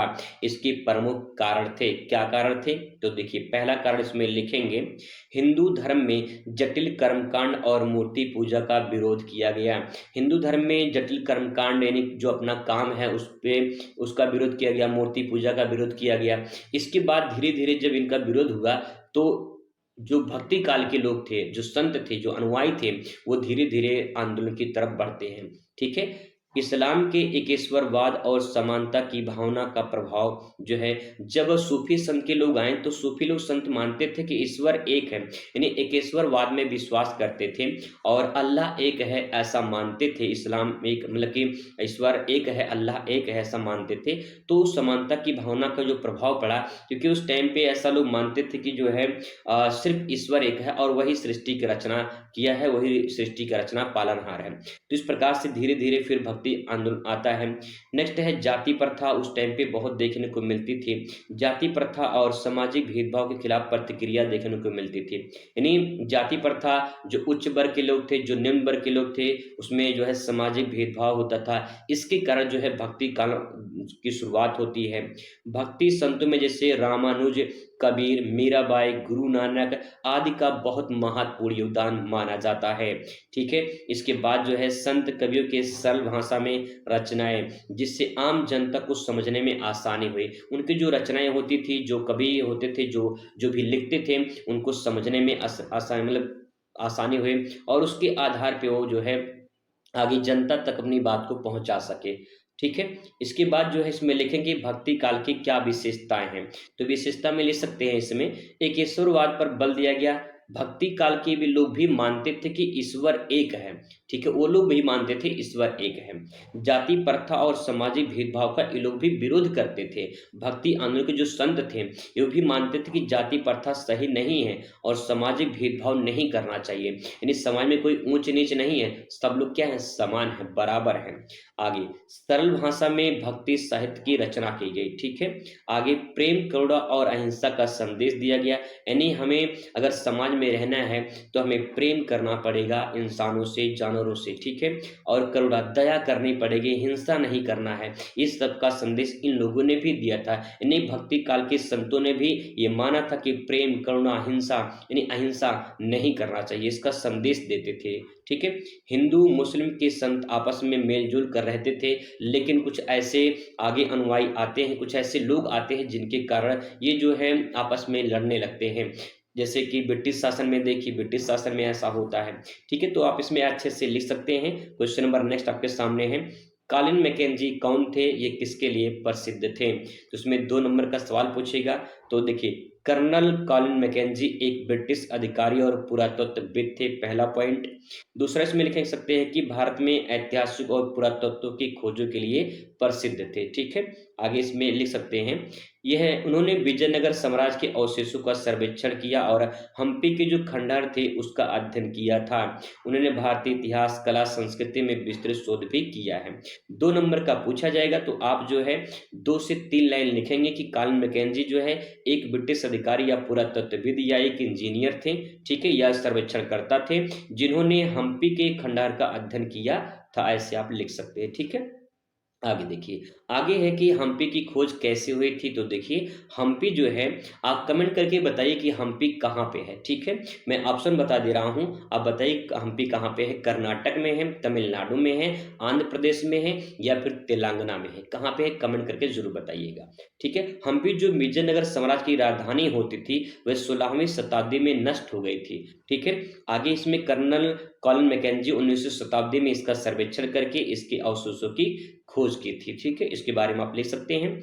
इन्होंने जो है यहाँ स्थापत्य कला, मंदिरों और अन्य संरचनाओं का अध्ययन किया था। आज हम्पी यूनेस्को के विश्व धरोहर में स्थल के रूप में संरक्षित है। तो बताइए हम्पी किस जो है हम्पी किस राज्य में स्थित है। क्वेश्चन नंबर नेक्स्ट आपके सामने यहाँ पे है, विजयनगर की सामाजिक और सांस्कृतिक दशा पर प्रकाश डालिए। यानी जो विजयनगर है, विजयनगर की स्थापना हरिहर और बुक्का ने 1336 में की थी। ठीक है, 1336 में हरिहर और बुक्का ने किया था। और 1 नंबर का सवाल यहाँ से बन जाएगा। डेट वाले जो प्रश्न आते हैं वो भी आपका यहाँ मैंने बता दिया है। तो विजयनगर की अगर सामाजिक दशा की बात करें तो उसमें लिखेंगे सामाजिक दशा में समाज में ब्राह्मण, क्षत्रिय, वैश्य, शूद्र जातियों का प्रचलन होता था। यानी जब विजयनगर साम्राज्य चलता था उस टाइम पे, तो यहाँ पे 4 जातियां देखने को मिलती थी, ब्राह्मण, क्षत्रिय, वैश्य, शूद्र। ठीक है, ये पहली विशेषता, पहली दशा इसकी सामाजिक दशा हो जाएगी। दूसरा, जो महिलाएं होती थी कई क्षेत्रों में स्वतंत्र होती थी, लेकिन सती प्रथा जैसी कुप्रथाएं प्रचलित होती थी। सती प्रथा में क्या होता था कि पति की अगर डेथ हो जाती थी तो पत्नी को जिंदा जला देने की प्रथा, कितनी घटिया प्रथा, जिसे कुप्रथा उसी टाइम पे चली आती थी। ठीक है, आगे देखिए, व्यापार और शिल्पकारों के समाज में महत्वपूर्ण स्थान था। व्यापार, शिल्पकारों मतलब कढ़ाई बुनाई, ये सब उसी टाइम से चले आ रहे हैं और उस टाइम पे काफी इनका भी योगदान था और काफी महत्वपूर्ण स्थान रखते थे। संस्कृति दशा में क्या देखिए लिखेंगे, इसमें संस्कृति दशा में लिखेंगे कि विजयनगर की जो कला और स्थापत्य थी वो भव्य मंदिरों के लिए प्रसिद्ध थी, जैसे विट्ठल स्वामी मंदिर, हजार राम मंदिर, ये सब भी जो है उस टाइम पे इसकी संस्कृतियों को दर्शाते हैं। आगे इसमें लिखेंगे साहित्य और जो है संगीत का विकास हुआ। संस्कृति, तमिल, तेलुगु, कन्नड़ भाषा में इनकी रचना हुई थी। आगे बात करें तो उसमें राजा कृष्णदेवराय स्वयं एक विद्वान थे। इन्होंने और आमुक्त मल्याद जैसे ग्रंथों की रचना की थी। ठीक है, इसके बारे में इस प्रकार से लिख सकते हैं। ग्रंथ का नाम याद आएगा तो लिख दीजिएगा, नहीं तो कोई बात नहीं है, इसमें बड़ी बात नहीं कि आपको याद नहीं है। ठीक है, आगे बात करते हैं। क्वेश्चन नेक्स्ट है, खानवा का युद्ध कब और कहाँ हुआ था? तो खानवा का युद्ध हुआ था भैया, यहाँ पे देखिए, खानवा का युद्ध 17 मार्च 1927 को राजस्थान के खानवा, भरतपुर के पास पड़ता है। यहाँ पे यानी प्रेजेंट टाइम में बात करें तो खानवा कहाँ पे, राजस्थान में है। 1527 में खानवा का युद्ध हुआ था। इस युद्ध में मुगल सम्राट बाबर और राजपूत राणा सांगा के बीच में लड़ा गया था। आपको बता दें कि बाबर की जीत से भारत में मुगल साम्राज्य की नींव रखी गई थी। तो यहाँ पे जो है जो मुगल साम्राज्य है उसमें बाबर, ठीक है, और राजपूत जो थे वो राणा सांगा, यानी राणा सांगा के बीच में खानवा का युद्ध हुआ था। ठीक है, आगे बात करते हैं। नेक्स्ट क्वेश्चन नंबर है, अबुल फजल की संक्षिप्त परिचय दीजिए। अबुल फजल के बारे में बात करें तो यहाँ पे लिखेंगे, अबुल फजल अकबर के दरबार के प्रमुख विद्वान और इतिहासकार मंत्री थे। अकबरनामा और आईने अकबरी के लेखक भी अबुल फजल को माना जाता है। तो ध्यान रखिएगा, अकबरनामा और आईने अकबरी के लेखक अबुल फजल को माना जाता है। इन्होंने अकबर के दीन इलाही धर्म को बढ़ावा दिया था। ठीक है, और इसके बाद जो है वे 9 रत्नों में से एक थे। अकबर के प्रशासन और जो है नीति निर्माण में महत्वपूर्ण भूमिका भी इन्होंने निभाई थी। तो इसमें 2 पॉइंट आपको ध्यान में रखना है। पहला, अबुल फजल जो है वो जो है यहाँ पे जो है इन्होंने अकबर के दरबार के प्रमुख विद्वान इतिहासकार थे, पहला पॉइंट। दूसरा, जो है अकबरनामा और आईने अकबरी के लेखक अबुल फजल को माना जाता है। ठीक है, ये ध्यान रखिएगा। आगे बात करते हैं। क्वेश्चन नंबर नेक्स्ट है, अकबरनामा की रचना किसने की थी?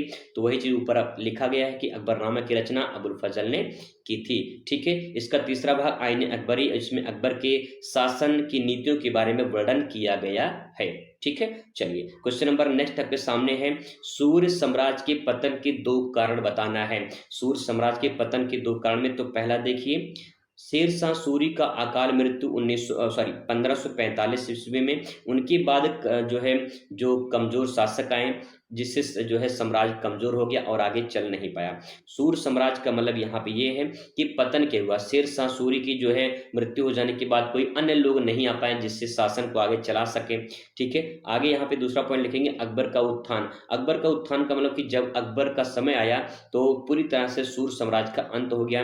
1556 में पानीपत के द्वितीय युद्ध में अकबर ने हेमू को पराजित कर सूर्य साम्राज्य का अंत कर दिया था। ठीक है, अच्छे से लिख सकते हैं, कोई बड़ी बात नहीं है। आगे बात करते हैं, मुगलों के विरुद्ध शिवाजी की सफलता के 2 कारण बताइए। 2 नंबर का पॉइंट, 2 पॉइंट लिखना है, पहला, दूसरा, 1 नंबर, 2 नंबर, 2 नंबर मिल गया भैया। ठीक है, ध्यान रखिएगा, लिखने की भी शैली होनी चाहिए, लिखने की भी कला होनी चाहिए। जो आप लिख रहे हैं उसको सही तरीके से लिखिएगा। आप देखिए, जो कॉपी में लिखेंगे तो सबसे पहले हेडिंग डालेंगे कि मुगलों के विरुद्ध शिवाजी की सफलता के 2 कारण, ये हेडिंग हो जाएगा इतना लंबा चौड़ा। ठीक है, हेडिंग लिखेंगे, फिर पहला पॉइंट क्या है, गोरिल्ला युद्ध नीति। शिवाजी ने छापामार युद्ध नीति अपनाए जिससे मुगल सेना कमजोर पड़ गई थी, इस प्रकार से लिखेंगे। फिर दूसरा पॉइंट लिखेंगे, प्रशासनिक दक्षता। इसमें लिखेंगे शिवाजी की जो है शिवाजी का प्रशासनिक ढांचा मजबूत था। उन्होंने मजबूती से किलेबंदी और सेना की तैयारी की जिससे पूरी तरह से इसका पतन हो गया। तो आराम से जो है मतलब इसका ये समाप्त हो गया, इस प्रकार से लिख सकते हैं। ठीक है, आगे बात करते हैं, पानीपत के प्रथम युद्ध में बाबर की सफलता के 2 कारण बताइए। 1 नंबर इस पे, 1 नंबर इस पे, 1 नंबर 1 नंबर 2 नंबर मिल जाएगा। ठीक है, देखिए तोप खाने और तुगलमा युद्ध नीति का ये उपयोग करके, मतलब सिंपल इसको हटा दीजिए क्योंकि सेंटेंस आपको याद उस टाइम पे हो सकता ना आए, तो तोप खाने लिख सकते हैं कि तोप खाने का उपयोग किया गया। बाबर ने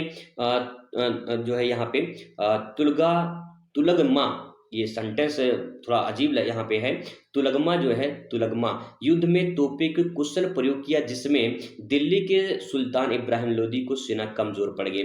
अगर इस सेंटेंस को आप नहीं लिख सकते हैं तो कोई बात नहीं, आप इतना लिखिएगा पहला पॉइंट कि यहाँ पे जो इब्राहिम लोदी थी उसकी सेना कमजोर पड़ गई थी बाबर के सम्मुख, बस इतना लिख दीजिए, ठीक काम हो जाएगा कि बाबर की जो सेना थी, सॉरी इब्राहिम लोदी की जो सेना थी वो बाबर की सेना के सम्मुख कमजोर पड़ गई थी, इसीलिए वो जो है यहाँ पे बाबर जो है, बाबर जीत गया था और इब्राहिम लोदी हार गया था। ठीक है, आगे देखिए नेक्स्ट पॉइंट, अनुशासित सेना। बाबर की सेना छोटी लेकिन संगठित और अनुशासित थी, लेकिन लोदी की सेना एकता नहीं थी, आपस में सब लड़ने लगे। जो आपस में भैया लड़ने लगे तो दिक्कत हो जाएगी। ठीक है, इस प्रकार से लिख सकते हैं। आगे बात करते हैं, क्वेश्चन नंबर नेक्स्ट आपके सामने है, अकबरनामा क्या है, टिप्पणी लिखिए। आगे है रैयतबाड़ी बंदोबस्त क्या होती है, इसको आप बताना है। इस्तेमारी बंदोबस्त क्या होती है, ये क्वेश्चन पूछ सकता है। या फिर बंगाल की अस्थायी भूमि प्रबंधन की विशेषताओं के बारे में पूछ सकता है। और फिर उसके समाज के प्रमुख सिद्धांत क्या है, ये आपसे पूछा जा सकता है। और ऐसे ही क्वेश्चन देखिए यहाँ पे इंपॉर्टेंट क्वेश्चन आपको जो देखने को मिलेगा। तो चलिए फटाफट इनको शुरुआत कर लेते हैं और अच्छे से इसको भी पढ़ लेते हैं।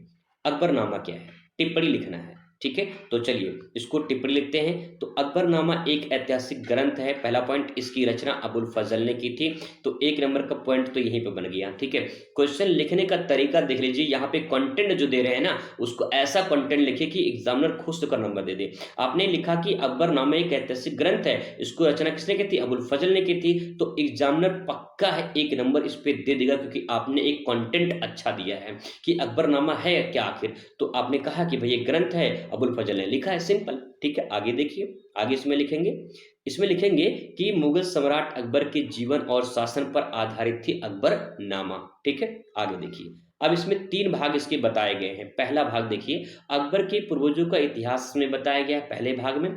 दूसरे भाग में अकबर के जीवन और शासन काल के विस्तृत वर्णन किया गया है। और तीसरे भाग में आईने अकबर यानी अकबर के प्रशासन और संस्कृति नीतियों का वर्णन किया गया है। तो 3 भाग इसके बताए गए हैं, तीनों भाग आप देख लीजिए एक बार। ठीक है, कोई दिक्कत नहीं होगी। इसमें लिखेंगे कि यह ग्रंथ अकबर की धार्मिक नीति, युद्ध नीति, प्रशासनिक व्यवस्था और संस्कृति के महत्वपूर्ण स्रोत माना जाता था। ठीक है, अगला क्वेश्चन दोस्तों आपके सामने यहाँ पे है, रैयतबाड़ी बंदोबस्त क्या था, तो इसका हेडिंग डाल के उत्तर लिखेंगे। रैयतबाड़ी बंदोबस्त ब्रिटिश सरकार द्वारा लागू की गई एक ऐसी भूमि राजस्व प्रणाली थी जिसमें टैक्स वगैरह लिया जाता था। मतलब इसका ये है कि इसमें थॉमस मुनरो ने 1820 में मद्रास और बॉम्बे में इसे लागू किया था। इसमें लिखेंगे कि इसके तहत किसानों को यानी रैयत जिन्हें कहा जाता है उन्हीं को किसान कहा जाता है, उनके जमीन का स्वामी माना गया और सीधे सरकार जो है सरकार को लगान चुकाते थे। पहले होता था जमींदारी प्रथा, जमींदारी प्रथा में जमींदार जो है किसानों से ऋण लेता था, मतलब लगान यानी टैक्स लेता था और टैक्स का कुछ हिस्सा ब्रिटिश सरकार को देता था। जमींदार को भी फायदा होता था और ब्रिटिश सरकार को भी फायदा होता था, घाटे में जाता था किसान। तो डायरेक्ट जो है रैयतबाड़ी में व्यवस्था में क्या किया गया, इसमें सीधे सरकार को लगान चुकाने का यहाँ पे बात कही गई। ठीक है, इसमें जमींदारी की कोई भूमिका नहीं थी। इस प्रणाली में कर अधिक होने के कारण किसान कर्जदार हो जाते थे। तो ये भी एक थोड़ी सी जो प्रथा थी ये भी बड़ी किसानों के लिए दयनीय प्रथा थी। अब बात करते हैं यहाँ पे इस्तेमारी बंदोबस्त, इसी को अस्थाई भूमि प्रबंधन या अस्थाई बंदोबस्त के नाम से जाना जाता है। इसका उत्तर लिखेंगे, हेडिंग डाल देंगे इस्तेमारी बंदोबस्त और इसके बारे में लिखेंगे इस्तेमारी बंदोबस्त या अस्थाई बंदोबस्त को 1793 में लॉर्ड कॉर्नवालिस ने बंगाल, बिहार, उड़ीसा में लागू किया गया था। यहाँ से 1 नंबर का सवाल और बनेगा, जैसे बहुविकल्पीय में, अतिलगोत्तरीय में और आपका डेट वाले में, कि जैसे पूछ लेगा कि 1793 में क्या हुआ था, तो उसमें लिखेंगे कि लॉर्ड कॉर्नवालिस के द्वारा जो है इस्तमरारी बंदोबस्त लागू की गई थी। ठीक है, बंगाल, बिहार, उड़ीसा में लागू किया गया था। इसके तहत जमींदारों को भूमि की अस्थाई मालिक बना दिया गया। इन्हें जो जमींदार होते थे, जमींदार को भूमि का अस्थाई मालिक बना दिया गया। जो किसानों की जमीन होती थी, अब वो जमींदारों की जमीन हो गई। ठीक है, और सरकार को निश्चित कर चुकाते थे। यानी किसान होते थे, ठीक है, किसान होते थे और किसान जो है ऋण देते थे, यानी ऋण नहीं बल्कि हम उसे लगान कहेंगे, टैक्स कहेंगे। टैक्स देते थे जमींदार को, ठीक है, जमींदार को, और जमींदार टैक्स देता था ब्रिटिश सरकार को। इस प्रकार से ये परंपरा चल रही थी। तो अब यहाँ पे जो किसान होते थे वो भूमिहीन हो गए, क्योंकि जमीन का मालिक कौन हो गया? जमींदार हो गया। ठीक है, जमींदारों को किसान से कर वसूलने का अधिकार था, और यदि कोई जमींदार कर नहीं चुका पाता तो उसकी भूमि नीलाम कर दी जाती थी। देखिए सिंपल सी बात यह है, अगर इसको पूरा सेंटेंस को क्लियर किया जाए तो बस आप इतना समझ जाइए, जो आपका जमीन है, ठीक है, वो जमीन कोई और ले ले, ठीक है, कोई और ले ले, और फिर उस पे जो आप खेती कर रहे हैं उस पे टैक्स यानी लगान भी ले। ठीक है, तो अब यहाँ पे अगर मान लीजिए उत्पादन नहीं होता है फिर भी आपको लगान देना पड़ता है, और अगर लगान नहीं चुका पाएंगे तो आपका जमीन वो बेच देगा। तो यहाँ पे वही प्रथा थी जमींदारी प्रथा में, जो किसानों की जमीन थी उस जमीन पर किसानों का मालिकाना हक ना देकर जमींदारों को दे दिया गया, और जमींदार कमा कमा के लाल हो जाता था उस टाइम पे। ठीक है, तो बड़ी खतरनाक प्रथा थी जमींदारी प्रथा। जिसकी जमीन थी उसकी जमीन छीन लेकर जमींदारों को सौंप दिया गया, और जमींदार उनसे उन्हीं की खेत की जमीन पर टैक्स लेता था। ठीक है, जिस प्रकार से आप इसे ले सकते हैं। क्वेश्चन नंबर नेक्स्ट आपके सामने है, सहायक संधि क्या थी, इसकी प्रमुख बिंदु बताइए। तो सहायक संधि के बारे में लिखेंगे, सहायक संधि एक नीति थी जिसे लॉर्ड डलहौजी 1798 में शुरू किए थे। इसके अंतर्गत जो है राज्य, भारतीय राज्यों के ब्रिटिश सेना रखने की अनुमति देना इसमें होता था। तो इस प्रकार से सहायक संधि के बारे में लिख सकते हैं। प्रमुख बिंदु की बात करें तो उसमें भारतीय राज्य ब्रिटिश सेना को वित्तीय सहायता देंगे, ठीक है, और ब्रिटिश सरकार राज्य की रक्षा करेंगे। राज्य किसी भी अन्य विदेशी शक्ति के संधि नहीं कर सकती। इस प्रकार से कुछ इसमें बिंदु रखे गए सहायक संधि में। बात करते हैं इसमें और पॉइंट की, तो और पॉइंट देखिए इसमें, राज्य में एक ब्रिटिश रेजिडेंट यानी प्रतिनिधित्व नियुक्त किया जाता था, और इससे सबसे पहले 1798 में हैदराबाद के निजाम ने स्वीकार किया था। ठीक है, इसके बारे में आप लिख सकते हैं। आगे बात करते हैं, क्वेश्चन नंबर 35 है, 1857 की क्रांति के धार्मिक और सामाजिक कारणों का वर्णन करना है। तो 1857 की क्रांति क्यों हुई थी? पहला धार्मिक और सामाजिक कारण, दो कारण बताना है। तो इसमें देखिए पहले लिखेंगे धार्मिक कारण, और इसके बारे में लिखेंगे अंग्रेज ने हिंदू और मुस्लिम को रीति रिवाजों को सम्मान नहीं किया, पहला पॉइंट है। दूसरा, सेना में एनफील्ड बंदूक की कारतूस में गाय और सुअर की चर्बी का प्रयोग से अफवाह फैली थी, जिसके कारण जो है आपने मंगल पांडे का नाम सुना होगा, उन्होंने विरोध किया था इस चीज का। ठीक है, और इसके बाद धार्मिक स्थलों पर कर लगाए जाते थे, जैसे मंदिर, मस्जिद, गुरुद्वारे, यहाँ पे भी कर लगाए जाते थे क्योंकि लोग वहां जाते थे। अंग्रेज इतना चालाक थे कि जहां पे जिस प्रकार से कर मिल जाए उसी प्रकार से भारतीयों से कर लेते थे। अंग्रेजों द्वारा ईसाई धर्म का प्रचार असंतोष बढ़ा। अंग्रेज जो है ईसाई धर्म को मानते थे और उसी का जो है प्रचार प्रसार करते थे। जो लोग जो भारत के लोग तो उतना नहीं मानते थे, तो उसके कारण भी असंतोष बढ़ा, और फिर धीरे धीरे क्रांति का कारण माना जाता है। सामाजिक कारण की बात करें तो सामाजिक में जाति प्रथा पर अंग्रेजों का हस्तक्षेप से लोग नाराज थे। जो जाति प्रथा थी, जो उच्च जाति के लोग थे वो विरोध करते थे, लेकिन अंग्रेजों के जहन में ये था कि सभी लोग समान है, कोई जातिवाद नहीं है। लेकिन यहाँ के लोग मानते थे कि जो उच्च जाति के लोग हैं, जो मध्यम जाति के लोग हैं, जो निम्न जाति के लोग हैं, ये सब अपना विरोध करते थे कि जाति व्यवस्था रहनी चाहिए, खत्म नहीं होनी चाहिए। ठीक है, आगे विधवा पुनर्विवाह अधिनियम 1856 में रूढ़वादी हिंदू जो है समाज असंतुष्ट था। यानी जैसे कि कोई पति का मतलब कि पत्नी का कोई पति डेथ हो जाती थी तो उसको पुनः विवाह करने की अनुमति नहीं थी, अगर वो करता तो समाज स्वीकार नहीं करती थी। लेकिन अंग्रेजों ने विधवा पुनर्विवाह अधिनियम लागू किया 1856 में, और उससे जो है कुछ हिंदू ऐसे लोग थे जो असंतुष्ट थे, ठीक है, खुश नहीं थे। नेक्स्ट है, भारतीयों के प्रशासनिक पदों पर जो है दूर रखा गया, यानी जो प्रशासनिक पद थे उससे बहुत दूर रखा गया। जो है भारत के लोगों को उच्च पद नहीं मिलती थी, वो लोग हमेशा सेना में ही काम करते थे या फिर कोई छोटे मोटे काम करते थे, उच्च पद उनको नहीं मिलती थी, जिससे एक तरह से भी कानून माना जाता है। एक पॉइंट इसमें और ऐड कर देते हैं, आर्थिक कारण। आर्थिक कारण का मतलब है कि भारी करों के कारण किसानों की हालत खराब हो गई थी, जिसके कारण आंदोलन हुआ। भारतीय कारीगरों और व्यापारियों के नुकसान पहुंचाया जा रहा था, जिसके कारण आंदोलन हुआ। अंग्रेजों की नीतियों से जमींदारी और तालुकेदार परेशान थे। ये भी इस प्रकार से जो है माना जाता है क्रांति का कारण। तो इसके बारे में आप छोटा छोटा पॉइंट बना के लिख सकते हैं। नेक्स्ट क्वेश्चन आपके सामने है, ककोरी कांड कब और कहाँ हुआ था? तो ककोरी कांड 9 अगस्त 1925 को उत्तर प्रदेश के ककोरी में लखनऊ के पास पड़ता है, वहां पे हुआ था। ठीक है, ये क्रांतिकारी डकैती थी जिसमें हिंदुस्तान रिपब्लिकन एसोसिएशन सदस्य को अंजाम जो है इन्होंने अंजाम दिया था। इसमें राम प्रसाद बिस्मिल, अशफाक उल्लाह खान, चंद्रशेखर आजाद, उनके साथियों ने सरकारी खजाने लूट लिए थे। ठीक है, अगला क्वेश्चन है, जलियांवाला बाग हत्याकांड कब और कहाँ हुआ था? तो जलियांवाला बाग हत्याकांड 13 अप्रैल 1919 को अमृतसर पंजाब में हुआ था। इसमें अगर आपको बता दें तो यहाँ पे देखिए लिखा है कि यह घटना ब्रिटिश जनरल डायर के आदेश पे हुई थी, जिसमें निहत्थे लोग पर गोली जो है गोलीबारी चलाई गई थी, जिससे हजारों लोग जो है मारे गए थे और पूरे भारत में आक्रोश फैल गया था। इसमें 2 पॉइंट ध्यान रखेंगे, पहला कब हुआ था और कहाँ हुआ था, क्योंकि मानचित्र में भी यहाँ से सवाल बनते हैं। आगे देखिए, नेक्स्ट है, खिलाफत आंदोलन की मांगे क्या थी?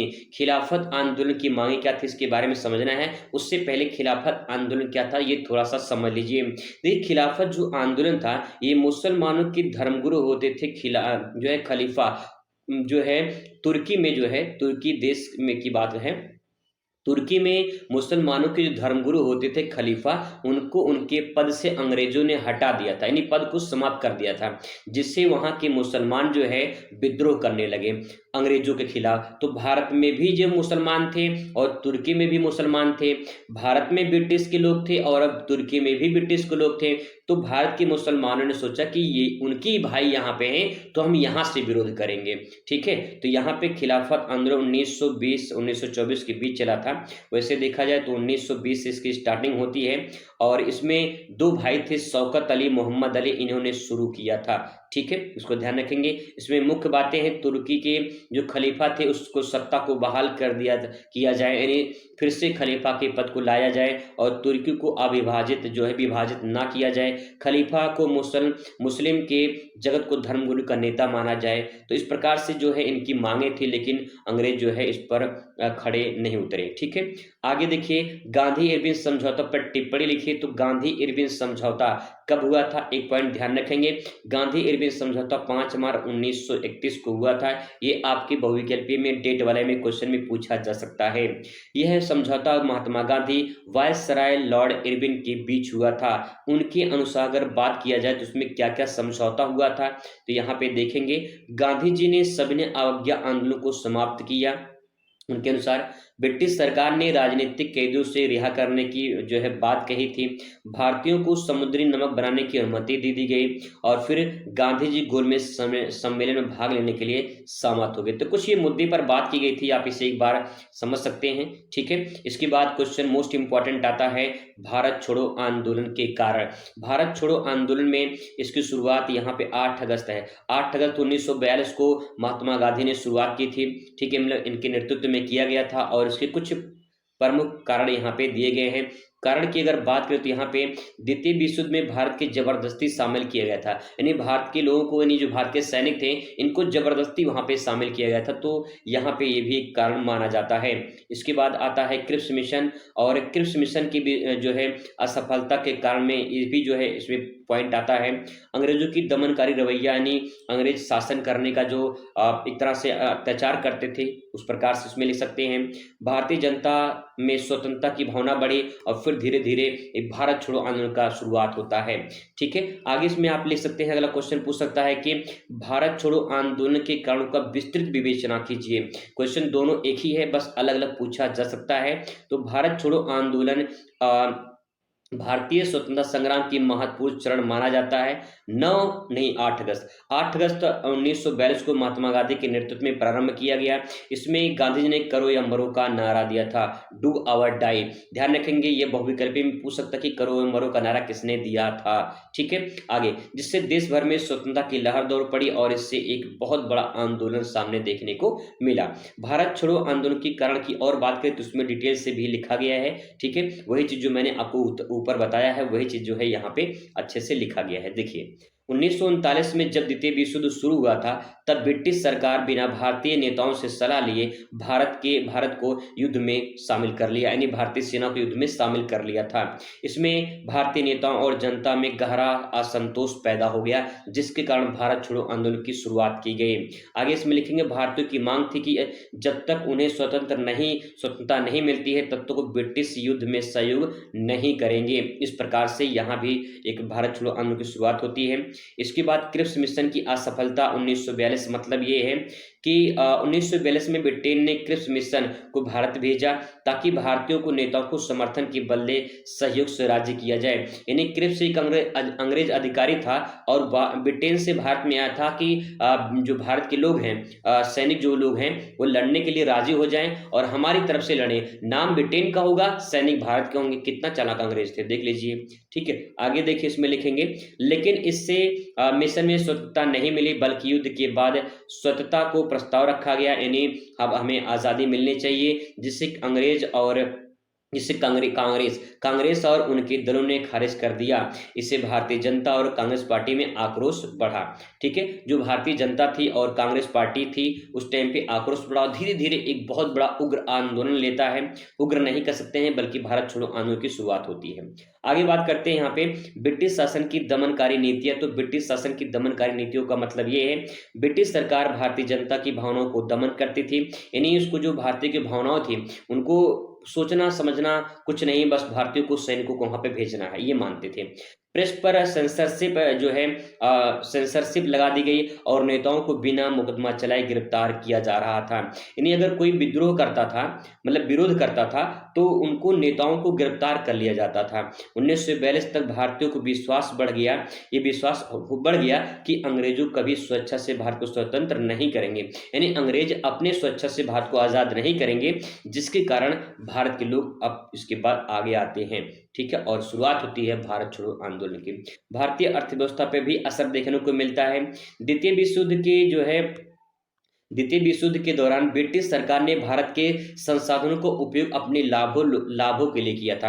यानी जो ब्रिटिश सरकार थी, वो अपने संसाधनों का, यानी भारत के संसाधनों को इसलिए कर रही थी ताकि उसका ज्यादा उपयोग करके वो अमीर बन सके। ठीक है, भारी कर, खाद्य संकट, महंगाई बढ़ गई, जिससे जनता में और असंतोष फैल गया।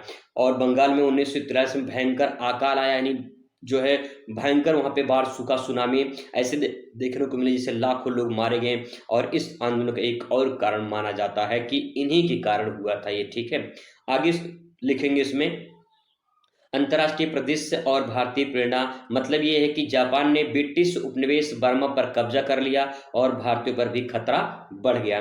भारतीय नेताओं को लगा कि अगर भारत जल्द ही आज़ाद नहीं हुआ तो युद्ध में बुरी तरह से फंस जाएगा। और रूस, अमेरिका, अन्य देश भी लोकतंत्र की स्थापना ने भारतीयों के भी स्वतंत्र को लेके प्रेरित किया। और फिर इसके बाद धीरे धीरे और ये आगे बढ़ता रहा और फिर फाइनली भारत छोड़ो आंदोलन 8 अगस्त 1942 को मुंबई में अखिल भारतीय कांग्रेस पार्टी जो है कमेटी की बैठक हुई, उसमें भारत छोड़ो आंदोलन का प्रस्ताव पारित किया गया।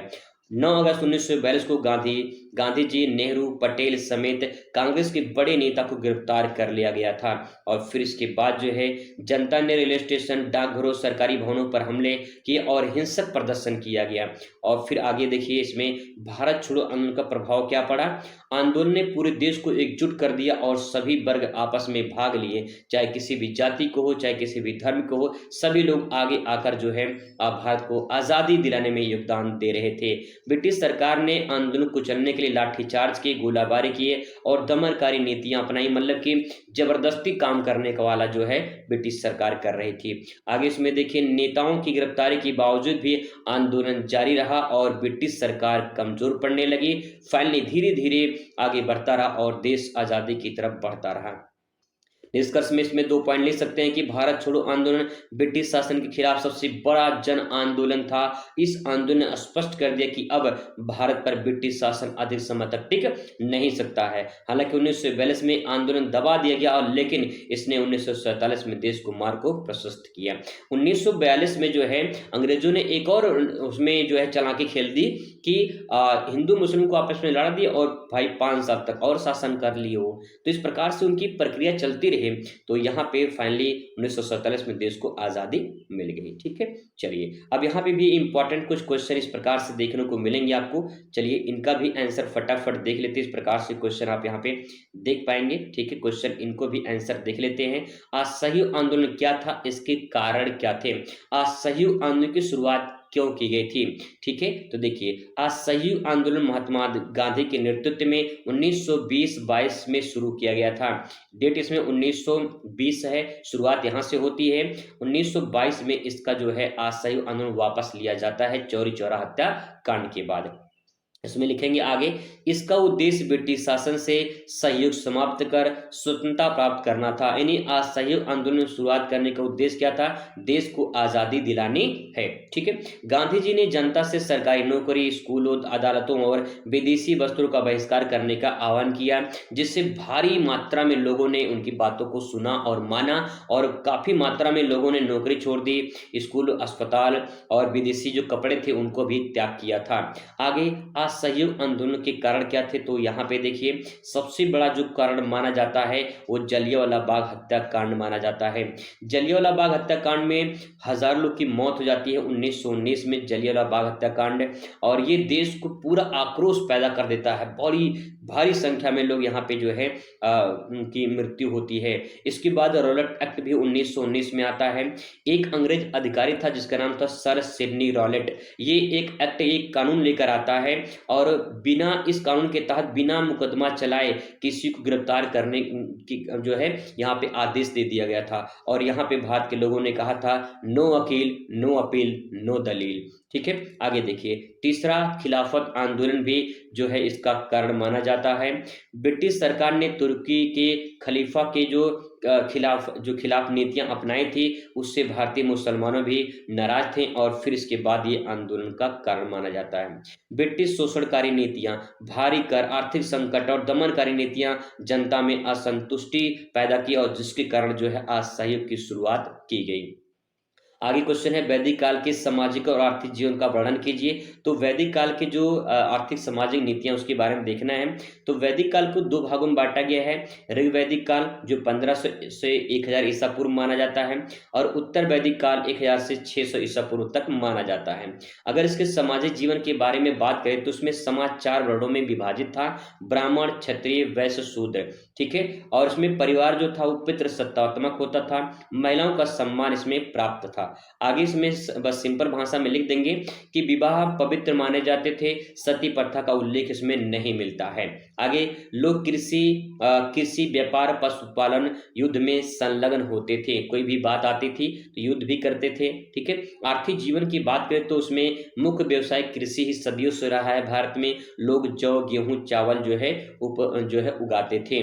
दूसरा पॉइंट इसमें लिखेंगे व्यापार और विनिमय प्रणाली विकसित की जाती थी और सिक्कों का प्रयोग नहीं होता था। उस टाइम पे सिक्कों की प्रणाली नहीं होती थी और यहाँ पे गोधन यानी गाय की संख्या धन का प्रतीक माना जाता था। यानी गाय की संख्या होती थी, लोग गाय पालते थे और उसी से धन भी कमाते थे, यानी दूध से उसको बेचकर। ठीक है, इस प्रकार से। आगे कुटीर उद्योग की बात करें तो बुनाई, धातु कार्य, मिट्टी के बर्तन बनाना ये सब प्रचलित थे। कुटीर उद्योग का मतलब होता है जो हाथ से काम किया जाता है, जैसे कि बर्तन बनाना मिट्टी के, ये सब हाथ से काम किया जाता है। बुनाई वगैरह ये सब हाथ से काम किया जाता है, तो उसे कुटीर उद्योग के नाम से जाना जाता है। ठीक है, आगे क्वेश्चन है यहाँ पे ब्रह्म समाज की स्थापना जो है इसके बारे में बताना है, इसके सिद्धांत के बारे में बताना है, इसके प्रभाव के बारे में बताना है। तो सबसे पहले ब्रह्म समाज की स्थापना 1828 में राजा राम मोहन राय ने की थी। इस पॉइंट पे 1 नंबर आपको मिल जाएगा।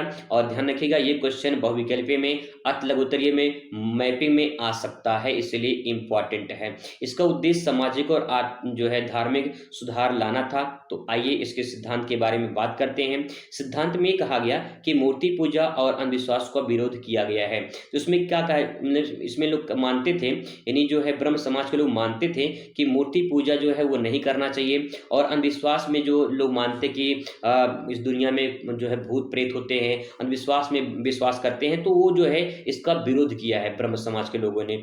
आगे है ईश्वर और वेदों में सर्वोच्चता में विश्वास, यानी ये भी ब्रह्म समाज के लोग मानते थे कि ईश्वर एक है और वेदों की सर्वोच्चता में विश्वास करते थे। यानी ऋग्वेद, यजुर्वेद, सामवेद, अथर्ववेद वेदों को मानते थे कि वेद सर्वोच्च है। जातिवाद, सती प्रथा, बाल विवाह का भी ये भी विरोध करते थे। यानी जो ब्रह्म समाज के लोग थे ये भी जातिवाद का विरोध करते थे कि सभी लोग समान हैं, सती प्रथा का भी इन्होंने विरोध किया था और बाल विवाह का भी इन्होंने विरोध किया था। आगे विधवा विवाह और महिला शिक्षा का समर्थन ये लोग करते थे। तो ब्रह्म समाज की कुछ ही सिद्धांत थे, इनके बारे में अच्छे से लिख सकते हैं, कोई बड़ी बात नहीं है, बस एक बार समझ जाएंगे तो अपनी भाषा में भी कन्वर्ट कर सकते हैं। बात करते हैं भारतीय समाज पर प्रभाव क्या पड़ा। तो सती प्रथा को समाप्त करने का योगदान ब्रह्म समाज को जाता है और ब्रिटिश सरकार को जाता है। वहीं बात करें जो है सामाजिक जागरूकता और पुनर्जागरण का प्रारंभ भी इन्हीं के ब्रह्म समाज के द्वारा ही होता है। महिला सशक्तिकरण और शिक्षा को बढ़ावा देना ब्रह्म समाज के जो है कारण ही उत्पन्न होता है। तो कुछ इनके प्रभाव हैं, आप इन्हें अच्छे से लिख सकते हैं। क्वेश्चन नंबर नेक्स्ट आपके सामने यहाँ पे है, भारत में राष्ट्रवाद के उदय और उसके प्रमुख कारणों का उल्लेख कीजिए। इसको उत्तर यहाँ पे लिखेंगे, भारत में राष्ट्रवाद क्यों आया, उसके पीछे कारण क्या था। तो देखिए ब्रिटिश शोषणकारी नीतियां यानी जो ब्रिटिश सरकार थी वो हमेशा ऐसी नीति बनाती थी, ऐसे नियम बनाती थी जिससे जनता का यानी भारतीयों का शोषण हो। इस प्रकार से तो भारतीय किसान, व्यापारी, मजदूरों का आर्थिक शोषण होता था, जिसके कारण जो है ये जो है यहाँ पे पॉइंट आप यहाँ पे समझ सकते हैं कि जो है भारत में राष्ट्रवाद का उदय होता है। क्यों भाई, जितना आप किसी का शोषण करोगे उससे वो परेशान हो जाएगा, तो कहीं न कहीं वो राष्ट्रवाद की भावना उत्पन्न होगी। आगे है 1857 का विद्रोह। 1857 का जो विद्रोह हुआ, भारत में एकता और स्वतंत्रता की भावना विकसित हुई। लोग ये मानने लगे कि हम भी देश को आजाद करा सकते हैं, कब तक गुलाम रहेंगे। तो 1857 की क्रांति की एक सबसे पहली नींव रखी गई। ठीक है, आगे इसमें देखेंगे भारतीय राष्ट्रीय कांग्रेस 1885 में इसकी स्थापना हुई थी। तो एक नंबर का पॉइंट यहाँ मिल जाएगा। स्वतंत्र संग्राम के लिए जो है सबसे बड़ा मंच प्रदान करना जो है भारतीय राष्ट्रीय कांग्रेस के द्वारा किया गया था। आगे बात करें तो पश्चिमी शिक्षा का प्रभाव में देखिए आधुनिक विचारों और स्वतंत्रता की अवधारणा का प्रचार प्रसार हुआ, जिससे वो लोग भी समझे कि कैसे भावनाएं, कैसे विचार, कैसे वहाँ के जो आचार विचार थे वो एक दूसरे से प्रभावित हुई। ठीक है, आगे है अखबारों और साहित्य का योगदान। अखबारों और साहित्य का भी बहुत बड़ा योगदान है। बंगाल के नव जागरण और स्वदेशी आंदोलन ने राष्ट्रवाद को बढ़ावा दिया, जिससे जैसे कि जब कोई आंदोलन होता था तो लोगों तो कैसे पहुंचे, अखबार और साहित्य के योगदान से पहुंचता था लोगों के पास। तो इस प्रकार से लोगों को मिलती थी जानकारी कि अच्छा ये घटना घट गई है। जो 1857 की क्रांति है वो असफल क्यों हुआ, क्योंकि वो कुछ लोगों के पास ही लिमिट था। अगर पूरी दुनिया में सब लोग जान गए होते, समझ गए होते कि जो है भारत अंग्रेज जो है ऐसे लोग ऐसे भारत के साथ में कर रहे हैं, भारतीयों के साथ में, तो शायद देश कब का आजाद हो गया होता। ठीक है, आगे देखिए क्वेश्चन नेक्स्ट है 1935 में जो है 1935 में अधिनियम प्रावधान किए गए। उसमें 1935 में कुछ ऐसे ब्रिटिश सरकार के द्वारा नियम बनाए गए थे, उसके बारे में बताना है। तो भारत सरकार अधिनियम 1935 ब्रिटिश शासन द्वारा जो है बनाया गया था। ये विस्तृत और महत्वपूर्ण कानून था। इस कानून में क्या बताया गया था, तो देखिए इसका उद्देश्य भारत में शासन सुधारना, लेकिन यह पूर्ण स्वराज की मांग पूरा नहीं करता है। जो नियम बनाया गया वो ब्रिटिश सरकार के द्वारा बनाया गया, लेकिन ये पूर्ण स्वराज यानी भारत को आजादी दिलाने के लिए नहीं था। ठीक है, अब इसमें प्रावधान क्या था, इसमें क्या क्या नियम थे। तो संघीय व्यवस्था की स्थापना की गई। संघीय व्यवस्था की स्थापना का मतलब यह है कि संघीय की संरचना दी गई, जिसमें ब्रिटिश भारत और देशी रियासतें शामिल करके योजना बनाएंगे। संघीय व्यवस्था का मतलब है कि संघीय यानी सरकार जो है, जो केंद्र सरकार है, जो राज्य सरकार आज के डेट में है, ऐसे उस टाइम पे ब्रिटिश सरकार और जो देशी रियासतें जो रजवाड़े शासन होते थे उनको शामिल करके योजना बनाएंगे। वो सब मिलकर काम करेंगे और देश का संचालन करेंगे, वो सब काम करेंगे, नहीं राजा वही रहेंगे, शासक वही रहेंगे। ठीक है, आगे देखिए नेक्स्ट पॉइंट इसे, हालांकि रियासतों ने इसे स्वीकार नहीं किया, जिससे संघीय योजना लागू नहीं हो सके। जो रियासतें थे, जो देशी रियासतें, जो रजवाड़े शासन थे, इसे स्वीकार नहीं किए। ऐसा राजा भी चालाक थे भाई थोड़ा बहुत, तो राजा मानते थे कि अगर अंग्रेज ही हमारा सहयोग मतलब कि अगर हमारे साथ मिल जाएंगे तो फिर धीरे धीरे हमारा पतन कर देंगे। बाद में वही होता है। ठीक है, आगे देखिए प्रांतीय स्वतंत्रता का मतलब ये है कि प्रांतीय सरकारों को अधिक स्वतंत्रता प्रदान की, मतलब खुद का मालिक बन जाए वो, और उन्हें ब्रिटिश गवर्नर के अधीन कर दिया गया। भारतीयों को मंत्री चुना गया, लेकिन गवर्नर के पास वीटो अधिकार था। वीटो का अधिकार का मतलब ये है कि जो अधिकार था वो किसके पास था, गवर्नर के पास था। गवर्नर जैसा कहता वैसा भारतीय मंत्री को करना होता था। ठीक है, अगर गवर्नर कहे कि आप जो है चुनाव मत लड़िए तो चुनाव लड़ेंगे, चुनाव नहीं लड़िए तो चुनाव नहीं लड़ेंगे। ठीक है, आगे है द्वैध शासन समाप्ति। द्वैध शासन समाप्ति का मतलब ये है कि 1919 के अधिनियम के द्वारा द्वैध शासन जो है को समाप्त कर दिया गया। प्रांतीय सरकारें पूरी तरह से भारतीय मंत्री को नियंत्रण में आ गए। कहने का मतलब ये है कि यहाँ पे जो पहले केंद्र में होता था सरकारें, फिर इसके बाद प्रांत में सरकारें होती थी, अब पूरा का पूरा आपस में इसको मिला दिया गया, उसके नियंत्रण में आ गए वो सब। ठीक है, आगे देखिए इसमें नेक्स्ट पॉइंट है, केंद्र में द्वैध शासन का पुनर्स्थापना किया गया। केंद्र में द्वैध शासन स्थापना लागू की, जहां गवर्नर जनरल और भारतीय मंत्री की शक्तियां दी गई। एक बार फिर से हटाया गया, फिर से उनको बनाया गया। आगे इसमें लिख सकते हैं कि म्यांमार जो है, म्यांमार नहीं म्यांमार, ठीक है, म्यांमार को भारत से अलग करना। इस अधिनियम के तहत बर्मा यानी भारत को, मतलब बर्मा यानी म्यांमार को भारत से अलग कर दिया गया। और फिर ये भी प्रकार के जो है, पहले भारत जो है म्यांमार जो था भारत का हिस्सा ही था, बाद में उसे अंग्रेजों के द्वारा अलग कर दिया गया। नेक्स्ट है अल्पसंख्यकों के लिए विशेष अधिकार, यानी जो अल्पसंख्यक थे जैसे कि हिंदू, मुस्लिम, सिख, ईसाई, अन्य अल्पसंख्यक को जो है यहाँ पे प्रतिनिधित्व दिया गया और उनको कुछ ऐसे काम सौंपे गए जो है जैसे कि अलग मतदाता प्रणाली जारी की गई उनके लिए। ठीक है, इसके बाद जो है यहाँ पे अगला पॉइंट लिख सकते हैं, यहाँ पे संविधान सभा गठन किया गया, भारत के लिए एक संविधान सभा बनाया गया और उसमें जो है उसका एक प्रस्ताव रखा गया कि कोई भी काम किया जाएगा तो संविधान के तहत किया जाएगा। ठीक है, आगे इसके महत्व की बात करें तो महत्व में ले सकते हैं, यह अधिनियम भारतीय प्रशासन में बदलाव लाया और 1947 में स्वतंत्रता की नींव रखी गई। हालांकि इसमें ब्रिटिश गवर्नर जनरल शक्ति बनी और कांग्रेस जो है इससे असंतुष्ट थी। ठीक है, मतलब कांग्रेस संतुष्ट नहीं थी क्योंकि ब्रिटिश गवर्नर जनरल ही सब कुछ करते थे। आगे यहाँ पे क्वेश्चन है कि हड़प्पा सभ्यता के प्रमुख नगर और उनकी विशेषताओं के बारे में बताना है। तो हड़प्पा सभ्यता की बात करें तो 2600 ईसा पूर्व से 1900 ईसा पूर्व तक मानी जाती है। ये सिंधु घाटी सभ्यता में आधुनिक पाकिस्तान और उत्तर पश्चिमी भारत में विकसित हुई है या हुई थी। ठीक है, अगर इसकी बात करें नगर की तो नगर में हड़प्पा जो पाकिस्तान में पड़ता है और सबसे पहले यह नगर खोजा गया है, इसीलिए इसका नाम पड़ा हड़प्पा सभ्यता। इसमें जो है विशाल अनाज भंडार, सुनियोजित सड़कें और जल निकासी की व्यवस्था देखने को मिलती है। वहीं बात करें मोहनजोदड़ो की तो मोहनजोदड़ो का अर्थ होता है मृतकों का टीला, इसे इस नाम से प्रसिद्ध है। यहाँ विशाल स्नानागार, ईंटों के मकान और धातु की मूर्तियां यहाँ से मिली हैं। ये भी सिंध पाकिस्तान में पड़ता है। वहीं बात करें लोथल की तो लोथल जो है एक प्रमुख बंदरगाह नगर है सिंधु घाटी सभ्यता का और यहाँ पे जहाज निर्माण, मन के आभूषण आदि के जो है आदि विकसित किए गए हैं। ठीक है, ये गुजरात भारत में पड़ता है। वहीं बात करें कालीबंगा तो कालीबंगा का अर्थ होता है काली चूड़ियां और हल चलाने के प्रमाण जो है कालीबंगा से यहाँ से मिले हैं। मिट्टी के बर्तन और किलेबंदी भी यहाँ से साक्ष्य प्राप्त हुई है, राजस्थान में पड़ता है। आपको बता दें कि मिट्टी के बर्तन और हल चलाने के प्रमाण कालीबंगा से प्राप्त हुए हैं, तो यहाँ से भी क्वेश्चन आपसे पूछ लेगा कि मिट्टी के बर्तन या हल चलाने का या हल के साक्ष्य कहाँ से मिले हैं, तो जवाब हुआ कालीबंगा से। वहीं बात करें नेक्स्ट है पांचवा धौलावीरा। धौलावीरा जो है गुजरात में पड़ता है और ये अद्वितीय जल संचयन प्रणाली जलाशय मिला है। धौलावीरा में जलाशय मिला हुआ है, मतलब जैसे कुआं होता है ना, उसी टाइप का यहाँ से प्राप्त हुआ है। अगर इसकी विशेषताओं की बात करें तो यहाँ पे विशेषताओं में नगर योजना थी, चौड़ी सड़कें, पक्के ईंटों के मकान बने होते थे। व्यापार और कृषि की बात करें तो यहाँ पे व्यापार समुद्री मार्गों से होता था। गेहूं जौ की खेती यहाँ पे देखने को मिलती थी। लिपि की बात करें तो यहाँ पे चित्रलिपि है जो अभी तक जो है अपठित है, मतलब पढ़ा नहीं गया है। वहीं बात करें धार्मिक जीवन के बारे में तो धार्मिक जीवन में यहाँ पे पशुपति की मूर्ति और मातृ देवी की पूजा यहाँ पे की जाती थी, जिसके साक्ष्य यहाँ से प्राप्त हुए हैं। तो बात होगी उनके बारे में जो यहाँ पे सिंधु घाटी सभ्यता में प्रमाण मिले थे। बात करते हैं यहाँ पे नेक्स्ट है हड़प्पा सभ्यता के पतन के कारण क्या है, तो इसके बारे में हम चर्चा कर चुके हैं कि हड़प्पा सभ्यता का पतन क्यों हुआ था। तो इस प्रकार से इस क्वेश्चन का आंसर देख लीजिए, हेडिंग वाइज मैंने यहाँ पे लिखा है और जैन धर्म बौद्ध धर्म में भी अंतर मैंने बता दिया है। थोड़ा सा इसमें देख लीजिए कि जो बौद्ध धर्म है इसकी स्थापना गौतम बुद्ध के द्वारा 563 ईसा पूर्व से लेकर जो है 483 ईसा पूर्व, मतलब की यहाँ पे ये डेट हो गया। ठीक है, और यहाँ पे जो है जैन धर्म की बात करें तो जैन धर्म महावीर स्वामी का जन्म जो है ये महावीर स्वामी जो है 540 ईसा पूर्व है, यहाँ पे 540 ईसा पूर्व से चलता है 527 ईसा पूर्व तक। और यहाँ पे ये डेट थोड़ा गलत दिया है, यहाँ पे इसको छोड़ दीजिए। 540 में इनका जो है जन्म हुआ था, यहाँ पे ध्यान रखेंगे।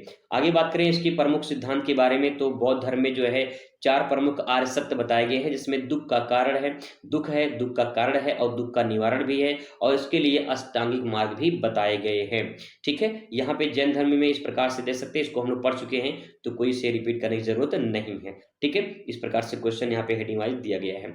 इसके बाद देखिए यहाँ पे भक्ति आंदोलन और सूफी आंदोलन में सिद्धांत क्या है, तो इसको भी हम लोग एक बार पढ़ लिए हैं, ये भी क्वेश्चन आपके पेपर में आ सकता है। ध्यान रखिएगा, जो ऊपर पढ़े हैं वही आप यहाँ पे लिख सकते हैं, पूरा नंबर तब भी आपको मिलेगा। ठीक है, इस प्रकार से आप इसको प्रेजेंट कर सकते हैं। इसके बाद यहाँ पे क्वेश्चन है कि संविधान सभा का गठन और भारतीय संविधान की विशेषताओं के बारे में। तो संविधान सभा का गठन जो स्थापना है 1946 में जो है इसकी शुरुआत हुई थी, और बात करें वहीं पे तो इसके गठन की इसके अध्यक्ष डॉक्टर राजेंद्र प्रसाद रहे हैं, और यहाँ पे संविधान निर्माण का जो श्रेय जाता है वो डॉक्टर भीमराव अंबेडकर को जाता है। वहीं बात करें इसकी विशेषताओं के बारे में, तो विशेषताओं में ले सकते हैं यहाँ पे लिखित संविधान है। ठीक है, भारत का जो संविधान है वो लिखित संविधान है, भारत का संविधान विस्तृत और लिखित संविधान है। ठीक है, आगे देखिए इसमें लिखेंगे संघीय व्यवस्था के बारे में। तो संघीय व्यवस्था में केंद्र और राज्य सरकार के बीच सत्ता विभाजन हुआ है, और इस प्रकार से केंद्र और राज्य मिलकर काम करते हैं। नेक्स्ट है मौलिक अधिकार एवं कर्तव्य। हमारे संविधान में जो है कुछ मौलिक अधिकार दिए गए हैं, और नागरिकों के लिए इसमें नागरिकों को मौलिक अधिकार दिया गया है, जिसमें स्वतंत्रता, समानता, शिक्षा आदि के जो है कुछ ऐसे मौलिक अधिकार दिए गए हैं। ठीक है, वहीं बात करें धर्मनिरपेक्षता की, तो भारत किसी भी एक धर्म को नहीं मानता है और सभी धर्मों को समान अधिकार देता है। नेक्स्ट है संप्रभुता और लोकतंत्र। संप्रभुता और लोकतंत्र का मतलब ये है कि भारत एक स्वतंत्र और संप्रभु मतलब स्वतंत्र ऐसा राष्ट्र है जो किसी पर आश्रित नहीं है, और लोकतांत्रिक गणराज्य के रूप में जाना जाता है। ठीक है, आगे यहाँ पे लिख सकते हैं समाजवाद और न्याय। समाजवाद और न्याय का मतलब ये है सभी नागरिकों को सामाजिक, आर्थिक और राजनीतिक जो है न्याय देने की विशेषता व्यवस्था यहाँ पे की गई है। गणतंत्र की बात करें तो राष्ट्रपति जनता द्वारा चुने गए प्रतिनिधियों द्वारा निर्वाचित होता है। यहाँ पे ये चीज नहीं, राष्ट्रपति नहीं, बल्कि सेंटेंस गलत लिखा गया यहाँ पे। राष्ट्रपति जनता द्वारा चुना नहीं जाता बल्कि अप्रत्यक्ष रूप से चुना जाता है। ठीक है, इसको ध्यान नहीं रखेंगे। आगे यहाँ पे निष्कर्ष में 2 पॉइंट लिख देंगे कि भारतीय संविधान आधुनिक और प्रगतिशील लोकतांत्रिक सिद्धांतों पर आधारित है। ये दुनिया का सबसे लंबा लिखित संविधान है जिसने भारत को एक मजबूत गणराज्य बनाया है। ठीक है, तो इस प्रकार से जो इंपॉर्टेंट क्वेश्चन है ये आप इसे तैयार कर लीजिए दोस्तों, आपके पेपर में यहीं से क्वेश्चन देखने को मिलेगा, और जब आएगा तो आपको एहसास हो जाएगा कि यहाँ से क्वेश्चन बने हैं, और सारे क्वेश्चन जो आप यहाँ पे तैयार किए हैं वो आपके पेपर में जरूर देखने को मिलेंगे। आप सभी को बेस्ट ऑफ लक परीक्षा के लिए। Thanks for watching.